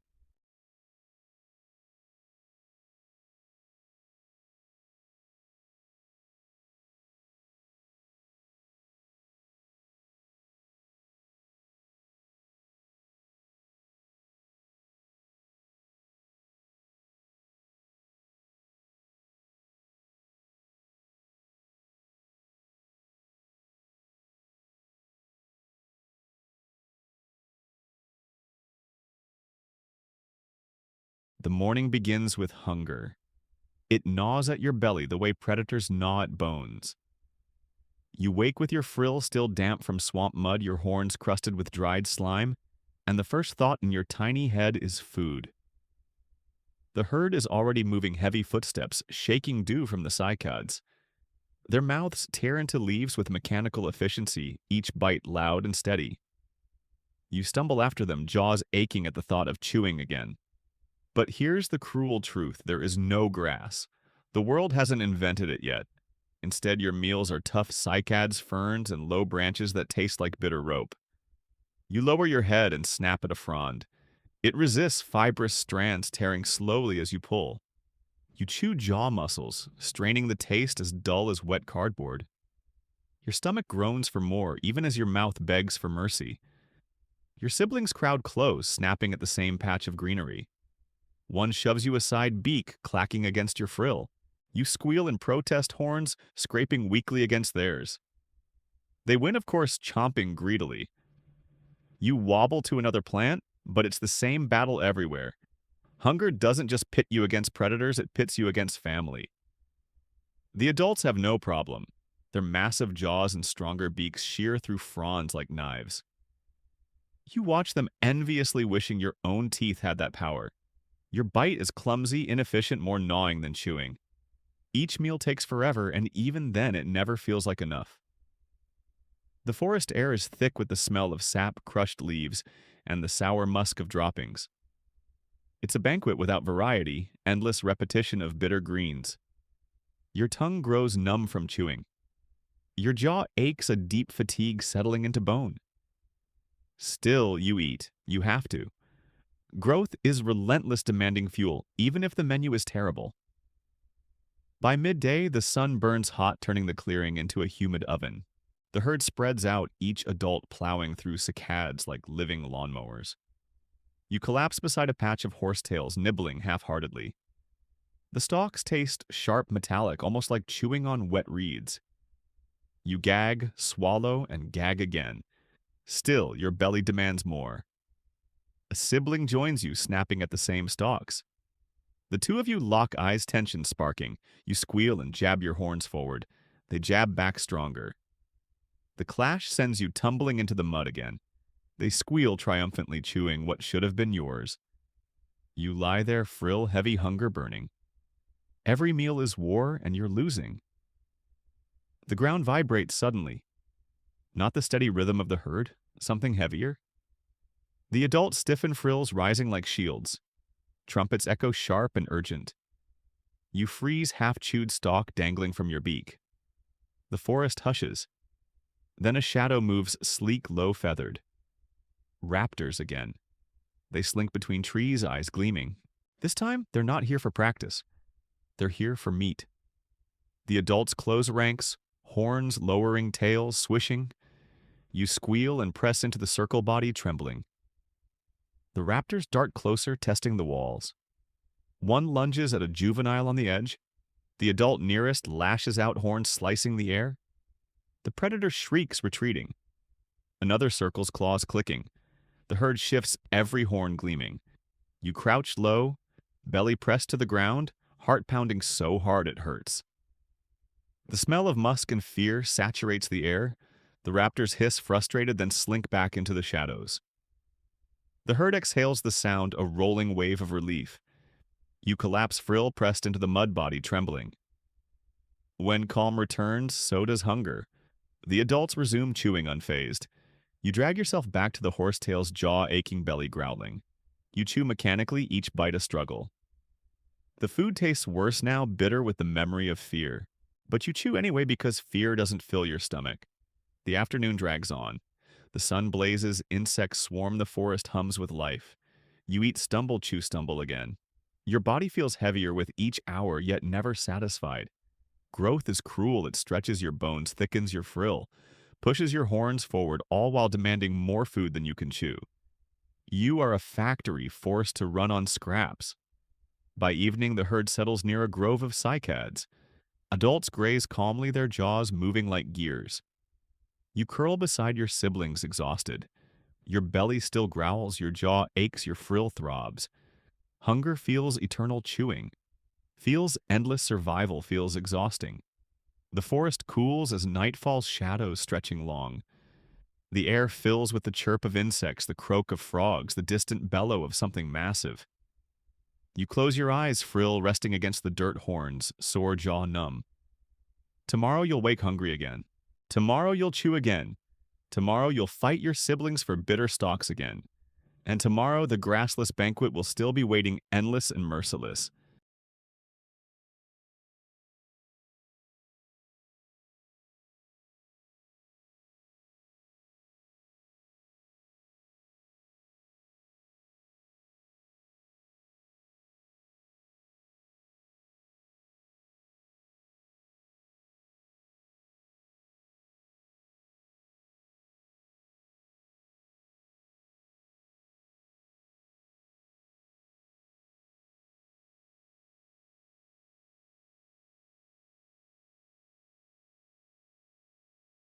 The morning begins quietly, too quietly. Mist clings to the trees, softening the outlines of trunks and ferns until they look like ghosts. The herd moves in heavy silence, frills lowered horns pointed outward. You shuffle at the center, your horns a little sharper now, your frill stiff enough to hold its shape. Hunger gnaws as always, but today, even your belly feels the tension. Something isn't right. The forest announces it soon enough. A distant screech, sharp and hungry, cuts through the mist. The adults freeze. Their trumpets answer low and resonant, a sound that vibrates through your chest. The herd tightens, pulling juveniles like you closer. Your heart pounds. This isn't another drill, another practice fight with siblings. This is different. The shadows in the ferns have teeth today. Movement flickers at the edge of vision. Raptors again, sleek, feathered, fast. But this time they're coordinated. A pack. Their eyes gleam gold, their tails twitch with anticipation. They're not here to test. They're here to kill.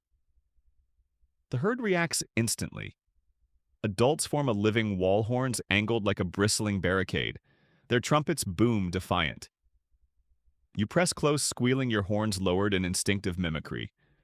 For once, your rivalry with siblings vanishes. You huddle together, small bodies trembling, pressed tight against the fortress of giants. Then the raptors charge. They come in a blur of feathers and claws, screeching as they dart toward the wall of horns. One lunges at an adult's flank, only to be met with a slash that nearly impales it. Another leaps, high claws flashing, but a swiping tail knocks it aside. The air fills with sound trumpets, screeches the crash of bodies. The ground shakes beneath the chaos. And then one finds you. A smaller raptor slips through the herd's defenses, darting low. Its eyes lock onto you, and for the first time, the predator isn't practicing, it's serious. You squeal and lower your horns. Instinct takes over. You charge. The clash is clumsy, your horns scraping its feathers, but the shock surprises it. It hisses, slashing back. Claws rake across your frill, shallow but stinging. You stumble, squealing, but don't fall. Your sibling rushes in, horns lowered. Together you ram the predator again, this time harder. It screeches, snapping at you both. The world narrows to a blur of feathers, claws, horns, and fear. Your heart pounds so loud you barely hear the trumpets around you. For a moment you think you'll die here. Another squeal swallowed by the forest. Then an adult intervenes. A massive horn slams down, piercing the ground inches from the raptor. The predator screeches, feathers scattering, and bolts into the underbrush. You collapse, gasping, frill throbbing with pain, horns burning from impact. Your sibling flops beside you, squealing softly. You both survived, but just barely. The battle rages around you. Raptors slash and leap, adults stomp and gore. The forest is chaos echoing with the clash of survival. At last the predators retreat, melting back into the mist. Their screeches fade into silence. The herd trumpets in triumph, a rolling wave of sound. You lie in the mud, trembling, every muscle aching. Your frill is scratched, your horns sore, your pride battered. But inside something sparks. You stood your ground. You used your horns not for practice, not for sibling rivalry, but for survival. It wasn't graceful, it wasn't strong, but it worked. The adults relaxed, lowering their frills, resuming their endless chewing as if nothing happened. To them, this was routine. To you, it was everything. Your first real battle. The forest smells different now. The sharp tang of blood lingers in the air, mingling with the musk of sweat and the sour stench of fear. Your nostrils flare, committing it to memory. Predators don't just leave scars, they leave lessons written in scent. As the herd moves on, you limp slightly each step, a reminder of claws across your frill. But the ache feels different this time. It isn't humiliation, it's proof. Proof you fought, proof you lived. Midday sun pierces the canopy, hot and unforgiving. The herd grazes in a clearing, jaws grinding rhythmically. You chew half-heartedly, still shaken. A sibling nudges you, not in rivalry, but in quiet acknowledgement. You squeal softly back. For a moment, the competition is gone. In its place is something new, camaraderie forged in battle. Evening comes, shadows stretching long across the forest. You curl into the dirt, exhausted but restless. The memory replays in your mind, claws flashing horns, colliding, the sharp taste of fear in your throat. You know it will happen again. The predators will return. The shadows will always be waiting. But next time, you'll be a little stronger. Next time, your horns will be sharper, your stance steadier. Growth is slow, but battles like today are the tests that shape you. You don't just survive them, you learn. As the stars prick the dark sky, you close your eyes. Your frill throbs, your horns ache, your belly growls. But your heart beats steady, carrying the rhythm of something new. You've fought once, and you will again. Because in this world, every Triceratops must graduate from practice fights to real battles. And tonight you took your first step toward that brutal diploma.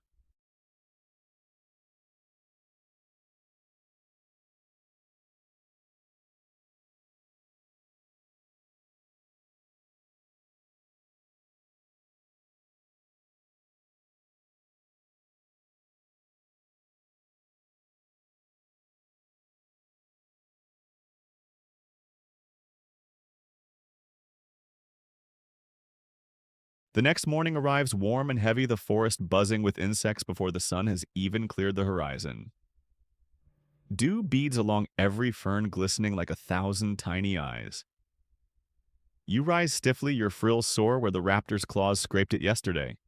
The faint scabs sting as you shake off the mud. For the first time, though, you don't feel entirely like prey. You remember the clash, the way your horns connected the moment you weren't just hiding, you were fighting. Still, reality humbles you quickly. Your horns remain short, sharp enough to scratch, but not pierce. Your frill is growing sturdier, but it's still flimsy compared to the adults. You move with a little more confidence, though every step is clumsy. The shadows of the ferns no longer paralyze you, but the fear is far from gone. You're learning that courage isn't the absence of fear, it's walking forward, while your heart tries to claw its way out of your chest. The herd marches steadily, pushing out of the thicker forest toward open floodplain. Sunlight bursts through wide and golden, bathing the world in color. The adults rumble pleased. Open spaces mean fewer ambushes. For you, it means exposure. No shadows to hide and no cover if predators appear. Out here, your only safety is the herd itself. The ground is soft or damp from recent rain. Each step squelches mud sucking at your feet. The smell is sharp fresh water mixed with churned soil and crushed plants. Dragonflies the size of crows skim low their wings, humming like tiny engines. A sibling charges at one, squealing as it tries to bite the insect midair. It misses, tumbles face first into the mud, and squeals again in embarrassment. You actually squeak in amusement, though you know you'll do the same soon enough. The herd pauses near a shallow stream. Adults lower their heads, drinking deeply. You approach nervously, memories of crocodilians still raw. The water is cool and clear, shimmering with darting fish. You lower your head, tongue lapping awkwardly. The taste is fresh, earthy. Relief trickles through you until the water ripples. You jerk back, instantly frill, snapping upright. Nothing surfaces.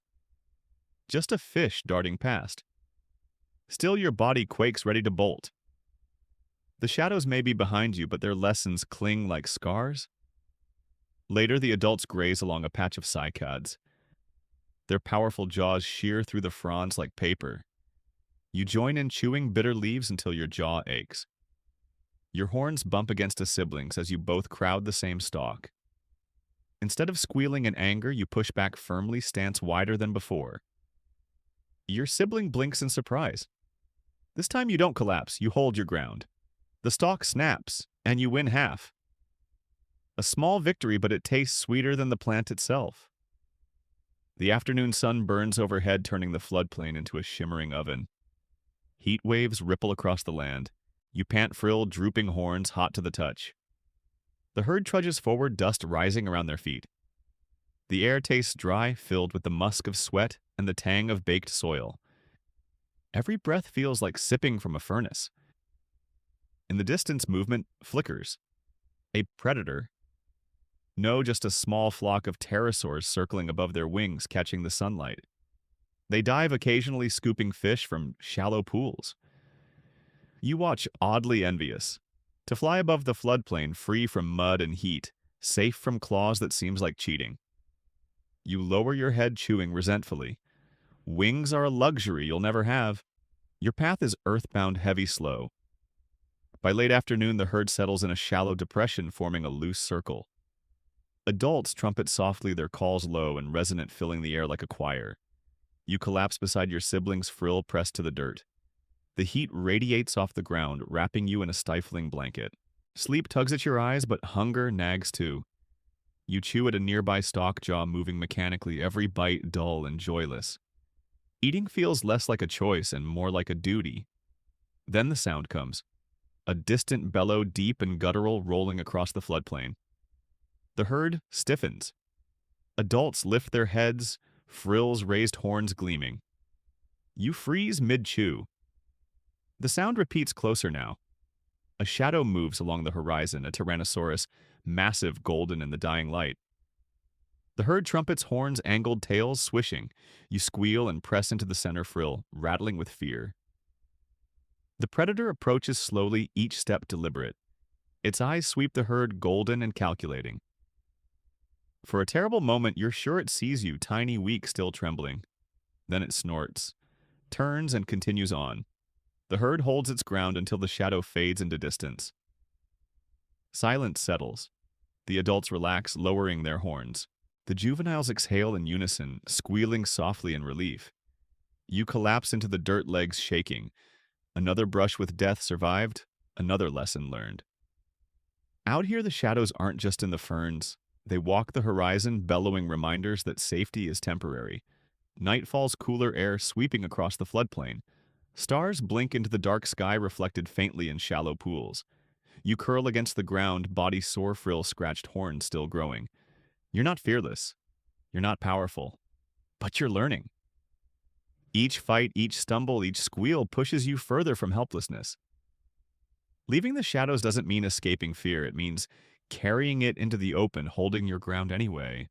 And as sleep finally drags you under, you dream not of hiding, but of charging horns, long and sharp frill, unbreakable shadows fleeing before you.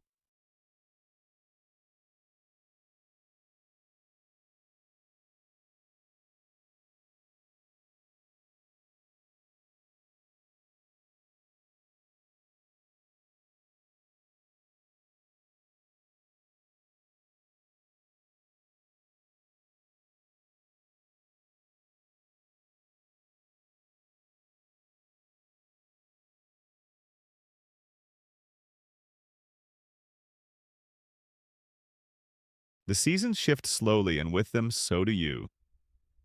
Your horns are no longer laughable stubs. They curve proudly forward now, still not as long as the adults, but sharp enough to leave scratches on bark or on rivals.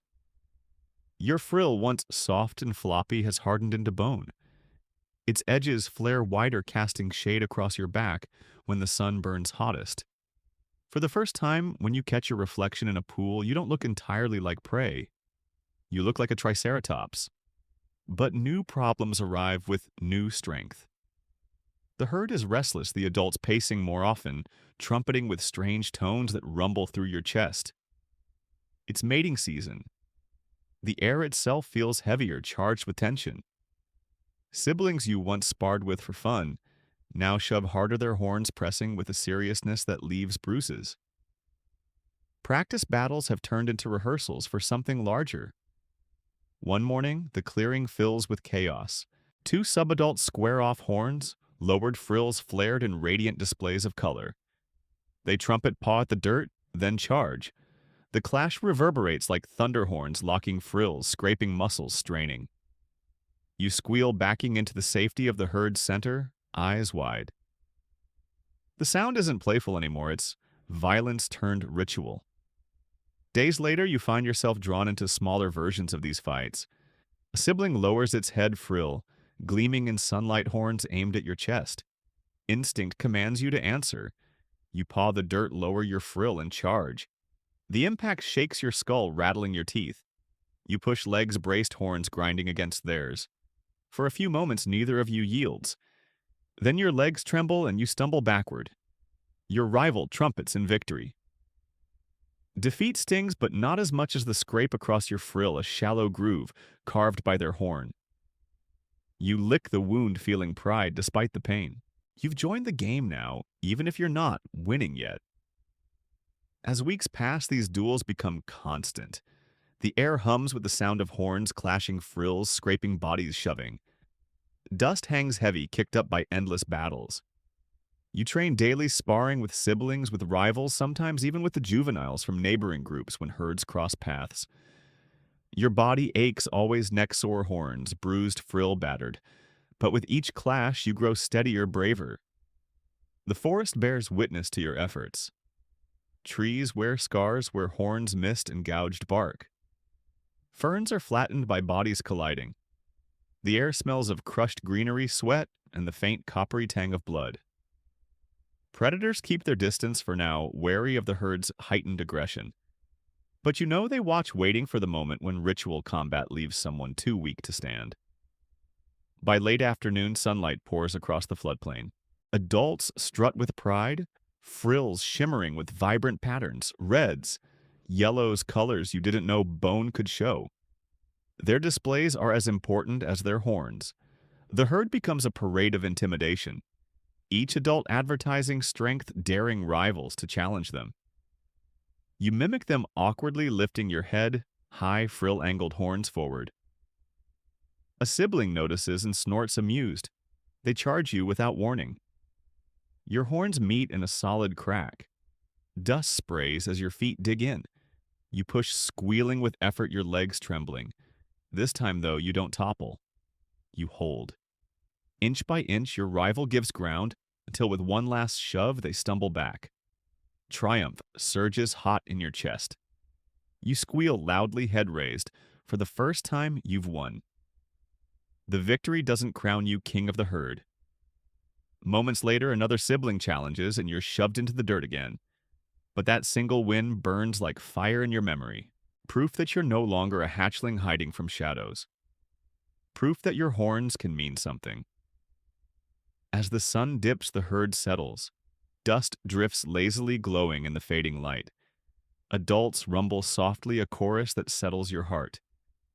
You collapse into the earth horn's sore frill-scratched body, aching everywhere. Your sibling curls nearby, bruised and muddy too. Rivalry may never end, but tonight, exhaustion unites you in silence. Night descends with cooler air, the smell of damp soil rising. Stars blink overhead, indifferent and eternal. You close your eyes, drifting into uneasy dreams of endless battles, horns locking beneath the moon frills, glowing like shields. In those dreams, victory comes easily. In waking life, it will always demand blood bruises and patience. The path to adulthood, you realize, is paved not with comfort, but with headbutts. And somewhere in your tired little heart, you accept it. Love here doesn't arrive in soft touches or gentle bonds. It arrives through ritual combat, through the clang of horns, through scars written across bone.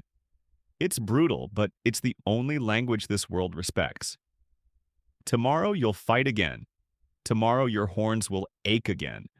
Tomorrow you'll rise from the dust trembling but determined, because each headbutt carries you one step closer to earning your place among the herd of giants.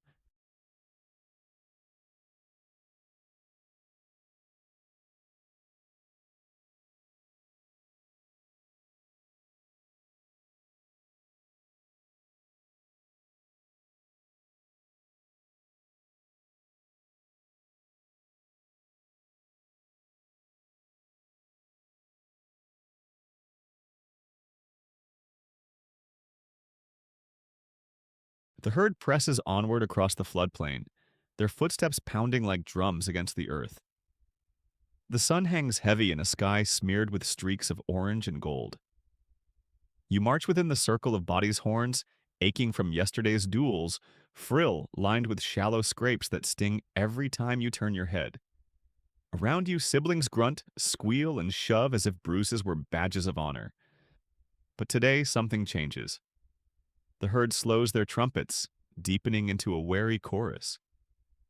Ahead shapes loom on the horizon, massive and lumbering. Not predators this time, something far larger, far stranger. Sauropods. You've seen them before in the distance, necks rising like towers above the canopy. But now they move close, so close that every step sends tremors racing through the ground. Argentinosaurus titans of the late Cretaceous. Their necks sway like living cranes' heads reaching into the clouds.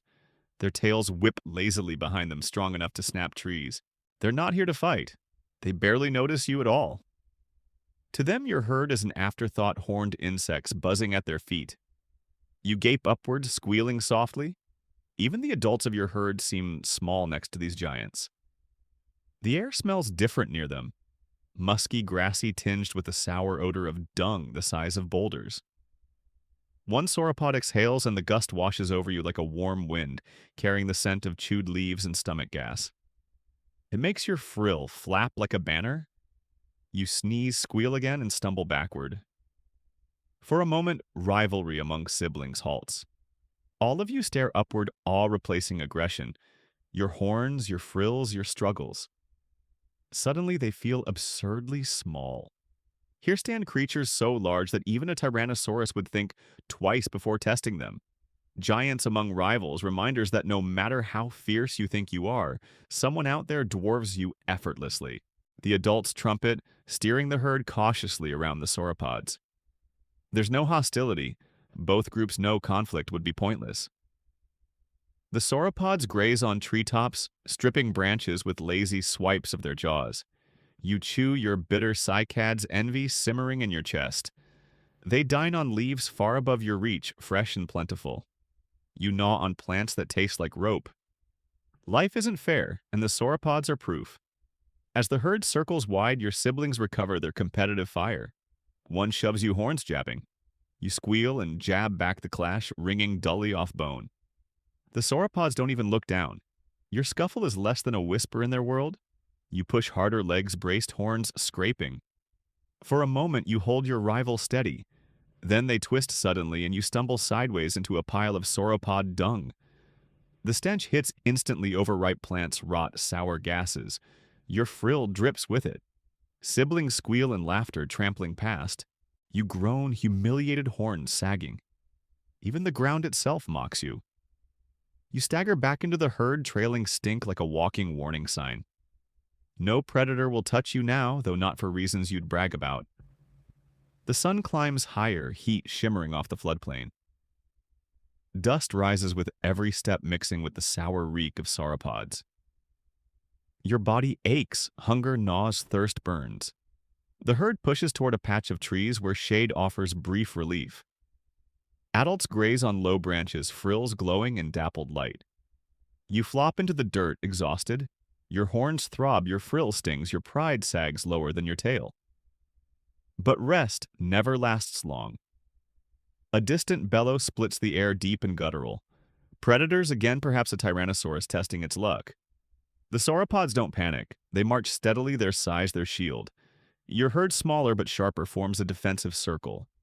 Adults' trumpet horns, angled tails swishing. You press into the center, squealing softly.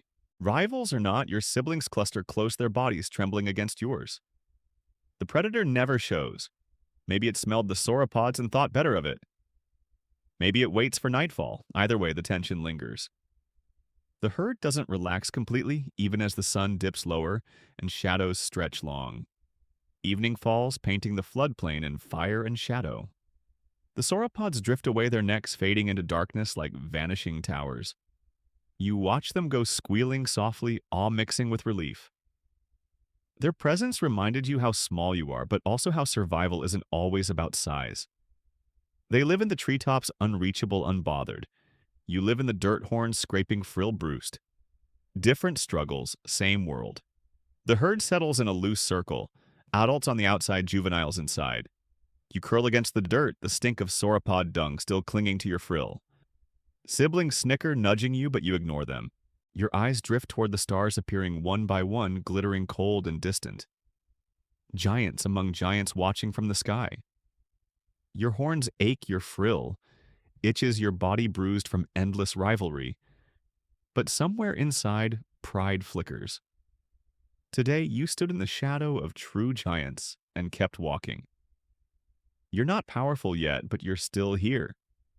Tomorrow, you'll shove, you'll fight, you'll scrape your horns again. Tomorrow, the floodplain will demand more. And tomorrow, the shadows and the ferns will still be waiting. But for now, beneath the vastness of stars and the fading musk of sauropods, you sleep tiny, bruised, determined.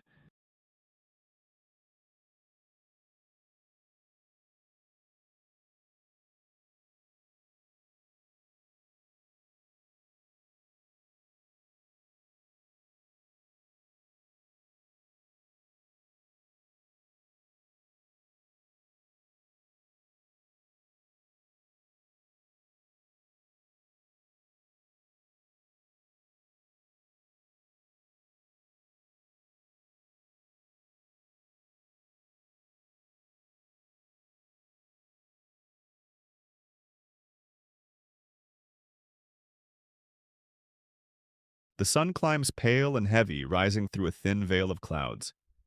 The air carries a sticky weight, thick with the smell of damp soil and crushed ferns. The herd moves slow this morning, legs dragging from yesterday's march past the sauropod giants. You limp slightly, your frill still crusted with dirt, and humiliation, your horns tender from endless jabs and duels. But hunger gnaws again, driving you forward into another day of chewing, fighting, and surviving. The forest seems quieter than usual.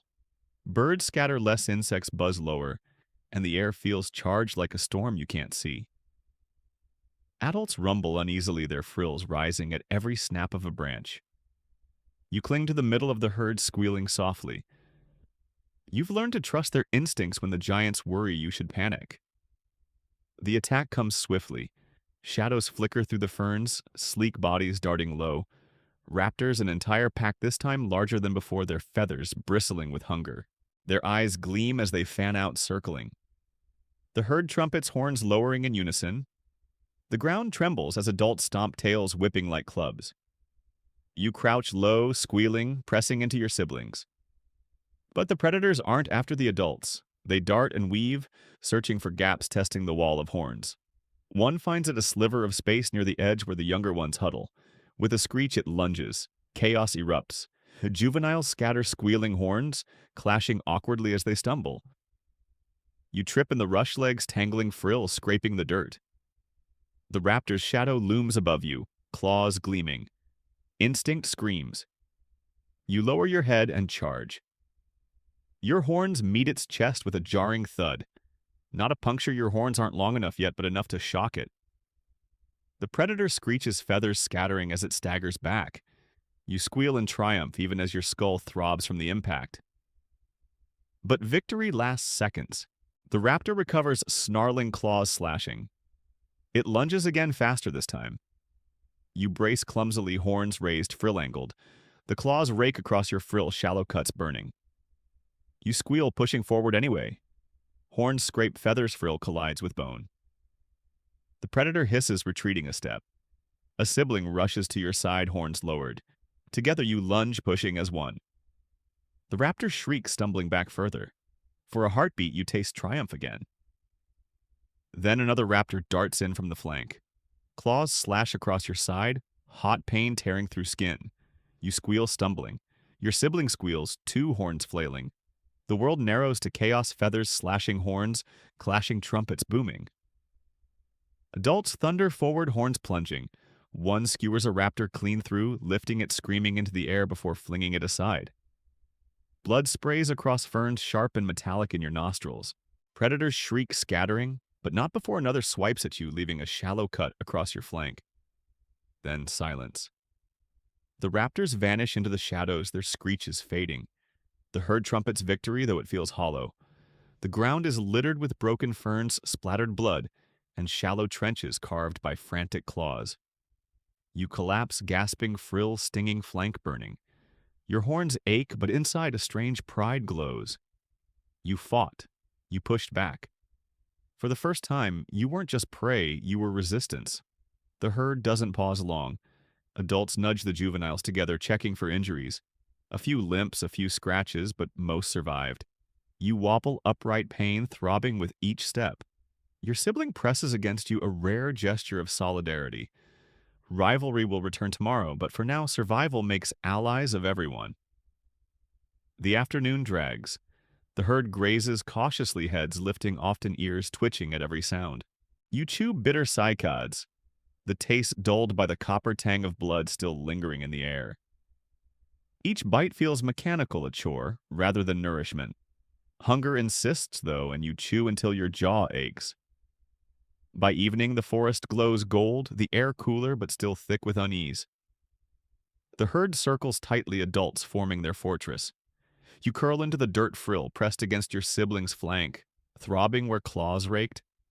Every time you close your eyes, you see them raptors, darting claws, flashing eyes gleaming. You wake with a squeal, trembling. But fear carries a lesson. Today, your horns mattered. Not enough to kill, not enough to truly protect, but enough to buy moments that saved your life. You realize now that your horns are not promises anymore. They're tools, however small, and each battle sharpens them, sharpens you. The stars blink overhead, cold and distant. The forest hums with its eternal chorus. You close your eyes again, exhaustion dragging you under. In your dreams, your horns are long, sharp, unbreakable. Claws slash, but you deflect them. Shadows lunge, but you charge. Predators scatter before you. You wake with dawn's first light aching but alive, and in the dull pain of your horns you feel it, the first glimmer of power.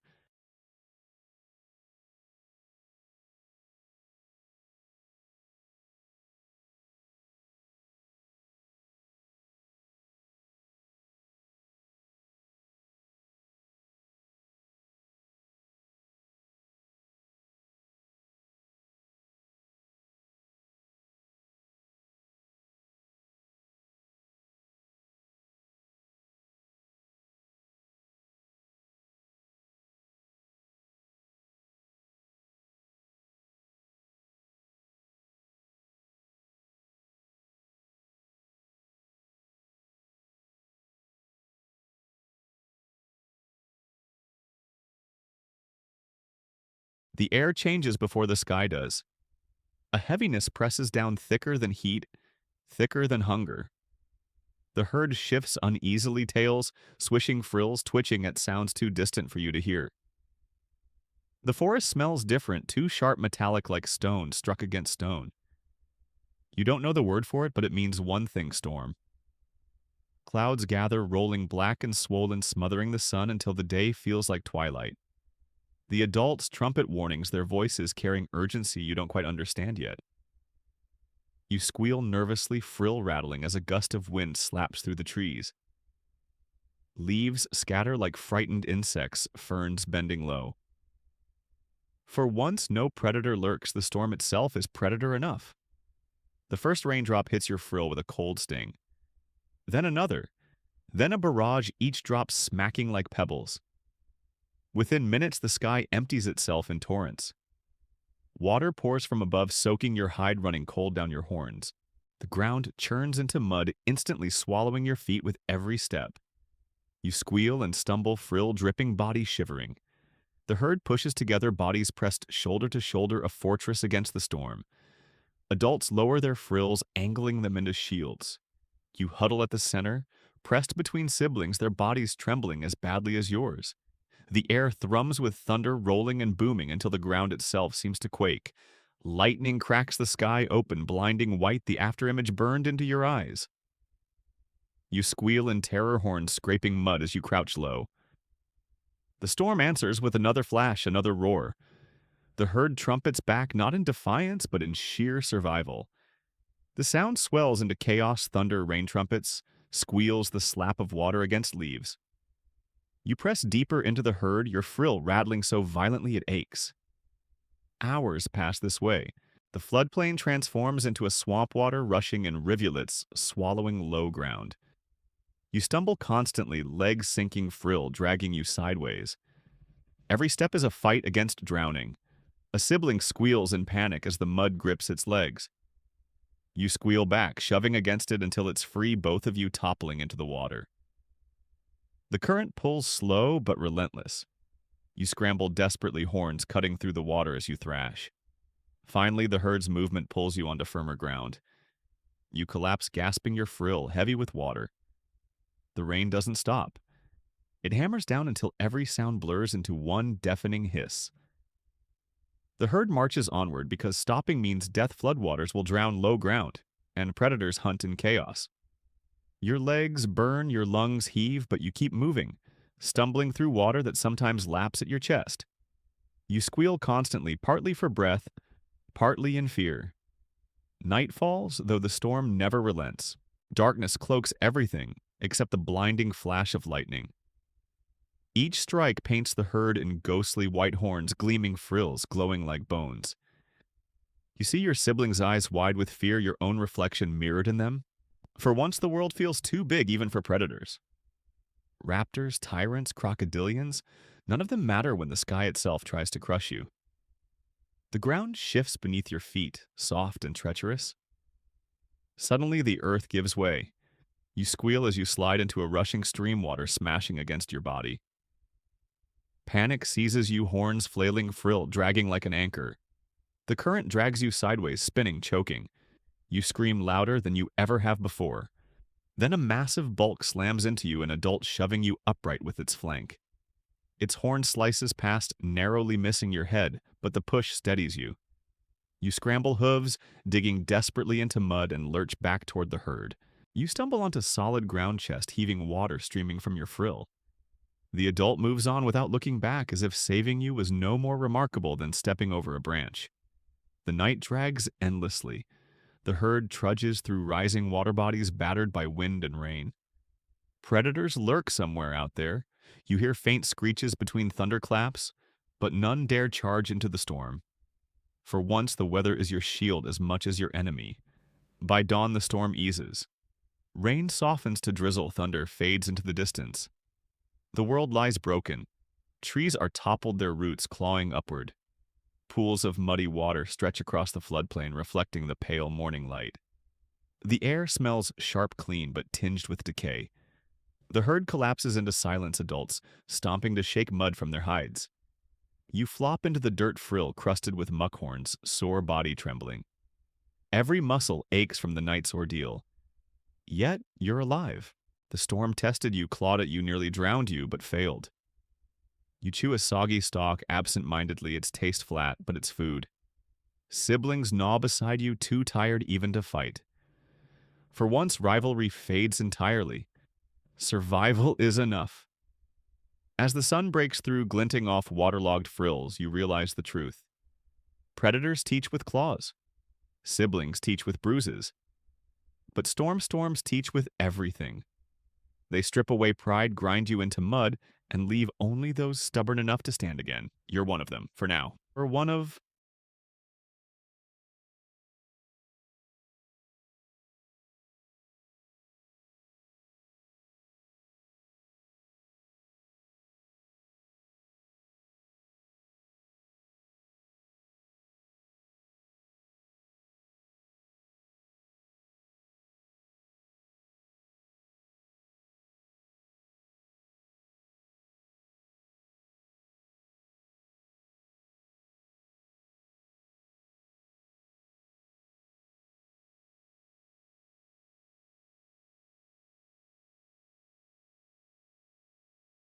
The storm leaves more than broken trees behind. The floodplain reeks of rot within days. Pools of stagnant water trap fish their bodies, floating belly-up silver scales glinting under the hot sun. Frogs croak endlessly from the muck, insects buzz thick over carcasses.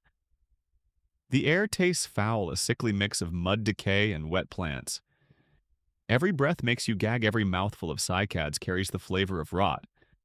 The herd trudges on slower than usual. Adults limp from cuts and bruises left by the storm. Juveniles, yourself included, stumble with exhaustion, ribs showing through skin stretched too thin. Food is scarce, the best plants drowned beneath silt or washed away. Hunger burns in your belly sharper now than ever. Then the scavengers arrive. At first it's just pterosaurs circling high, their shadows gliding silently across the ground. But soon the floodplain fills with the stench of predators drawn by weakness. You see them on the horizon. Tyrants, raptors, even smaller opportunists. They linger at the edges, waiting. The herd is still strong, but weaker than before. And the predators know it. One afternoon, you pass a carcass, half buried in mud, another Triceratops smaller than the adults, but larger than you. The smell is overwhelming, thick and metallic. Insects swarm its eyes, its frill slumped in surrender. You squeal softly, pressing closer to your siblings. The adults don't look back. Death is common enough to ignore. But for you, it's a reminder that storms kill more than trees. That night, the herd circles tighter, adults forming an unbreakable wall. You huddle in the center, shivering despite the humid air. Shadows move at the edge of vision, predators testing, circling, waiting for the weak. The smell of the dead lingers in your nostrils, sour and heavy. You dream of claws pulling you into the mud frill, sinking beneath water, eyes closing as insects swarm. Morning light brings no comfort. A body is missing from the circle, a juvenile taken in the night. You don't know how or when. Only the tracks tell the story, claw marks in mud, a trail of dragged weight leading into the trees. The adults trumpet in anger, their horns gleaming in early light. The herd moves quickly, abandoning the site. You squeal, heart hammering. Survival means never staying long enough for death to catch you. The march feels endless. Mud sucks at your legs. Sun burns your back. Insects bite at your eyes and frill. Siblings stumble beside you, too tired to shove, too weak to spar. The herd looks less like a fortress of giants and more like a funeral procession. Yet the adults push on their trumpets, steady, commanding movement. Stopping is death, and death already follows too closely. By midday, the smell hits you before the sight does.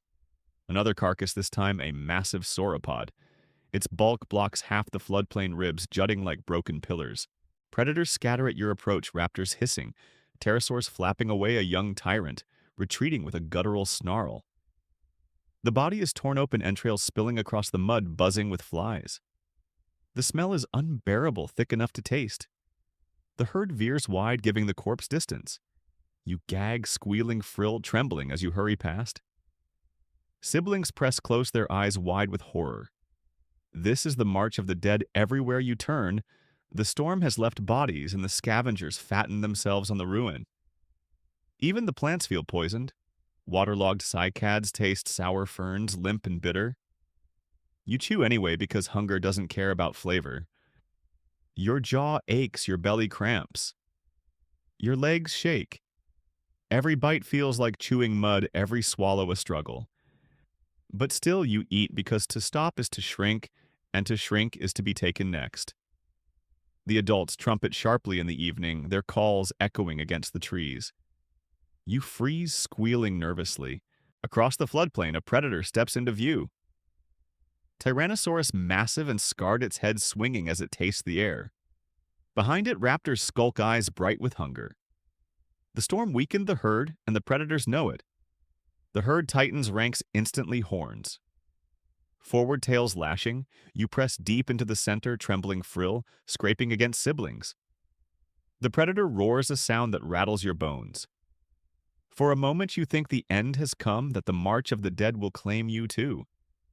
But the herd doesn't break. Adults trumpet in unison, a rolling thunder of defiance. They stomp horns, gleaming bodies, massive and unyielding. The predator prowls the edge, testing circling. Then, with a snarl, it turns away. Raptors follow, reluctantly screeching in frustration. The herd exhales a wave of relief. You collapse into the dirt legs, trembling lungs burning. The smell of death still hangs heavy, but for now it isn't yours. Not tonight. Stars prick the dark sky as the herd rests in uneasy silence. The night hums with insects broken only by the distant screeches of scavengers. You curl against your sibling frill, pressed close, heart still racing. Sleep comes shallow, filled with dreams of bones jutting from mud, of eyes staring blankly from shallow water. The march continues tomorrow, and so will the dead.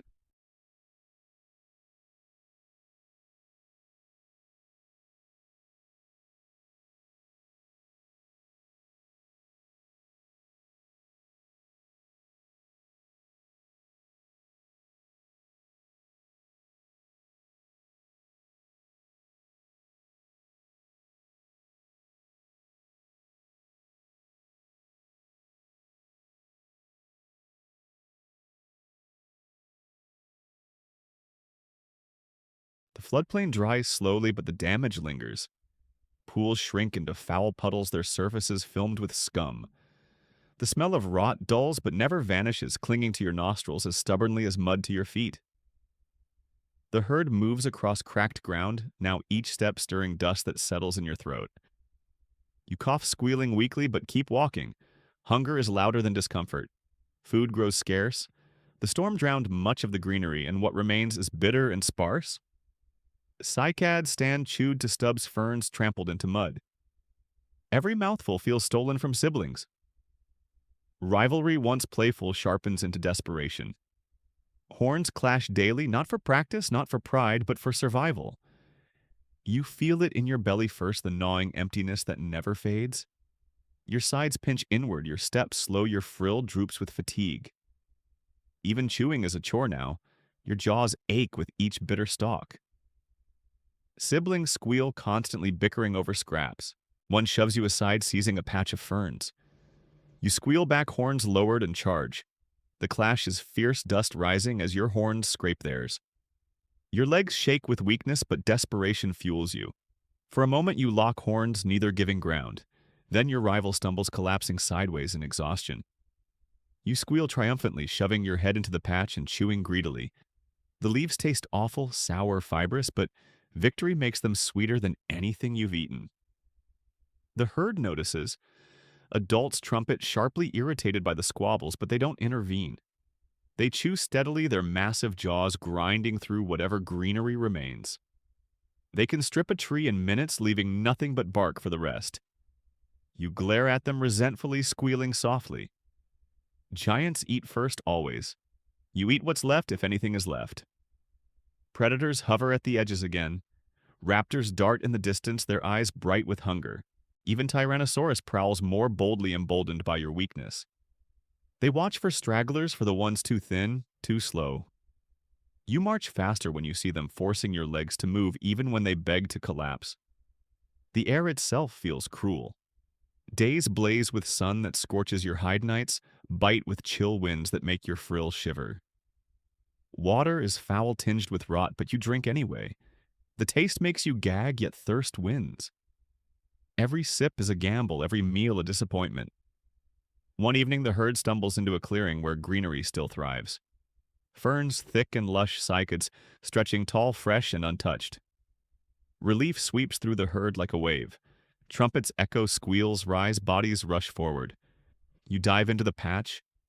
Jaws tearing fronds, bitter but fresh, the juices wet and cooling. Your belly growls happily for the first time in days. But relief sparks chaos. Siblings shove hard horns, slamming frills rattling. Dust rises in clouds as juveniles fight desperately for every stalk. Your shoved sideways horns scraping against bone frill, stinging from a jab. You squeal angrily, charging back. The clash is violent, more savage than before. Hunger makes rivals merciless. The fight escalates until both of you collapse, exhausted jaws, still chewing even as your bodies tremble. Your frill bleeds from a shallow scrape, your horns ache, your chest heaves. But your belly is fuller for now. That's all that matters. Night falls with bellies slightly less empty. The herd rests bodies pressed close, the air filled with soft snores and occasional squeals. You curl into the dirt frill, heavy with dust horns throbbing. Hunger hasn't vanished, it never does, but it sleeps lightly tonight. Dreams come strange, twisted by desperation. You dream of endless fields of ferns, lush and sweet. No siblings to shove you, no predators lurking. Your horns are long, your frill massive, your belly always full. You wake with dawn disappointed, your belly already growling again. The march resumes. The clearing was temporary refuge. Already it's stripped bare, reduced to mud and stubs. The herd moves on, dust rising, hunger returning. Predators follow. One morning you hear the screeches first sharp urgent. Raptors dart in, testing the herd's defenses. Adults trumpet horns lowering. The predators hesitate, circling, eyes gleaming. They're hungry too. This is their hunger game as much as yours. You press close to your siblings' horns, lowered instinctively. Your belly growls even as fear tightens your chest. You wonder if hunger will kill you before claws do. The herd holds steady, adults unflinching juveniles, squealing nervously. After tense minutes, the raptors retreat, unwilling to face horns today. Relief sweeps through you, but only briefly. They'll be back. Hunger always brings them back. By evening, the herd collapses beside a shallow stream. Its water murky but drinkable. You lap greedily, the taste foul but wet. You chew a few wilted fronds nearby, their bitterness sharp enough to sting your tongue. Your belly quiets, though not satisfied. As stars blink overhead, you curl into the dirt, exhausted, body-bruised belly half full. The Hunger Games never end, every day a battle for scraps. Every night a race to recover strength. You close your eyes, horns aching, frill-scarred belly restless. Tomorrow, you'll fight again for food, for space, for life. Because in this world, survival isn't about glory.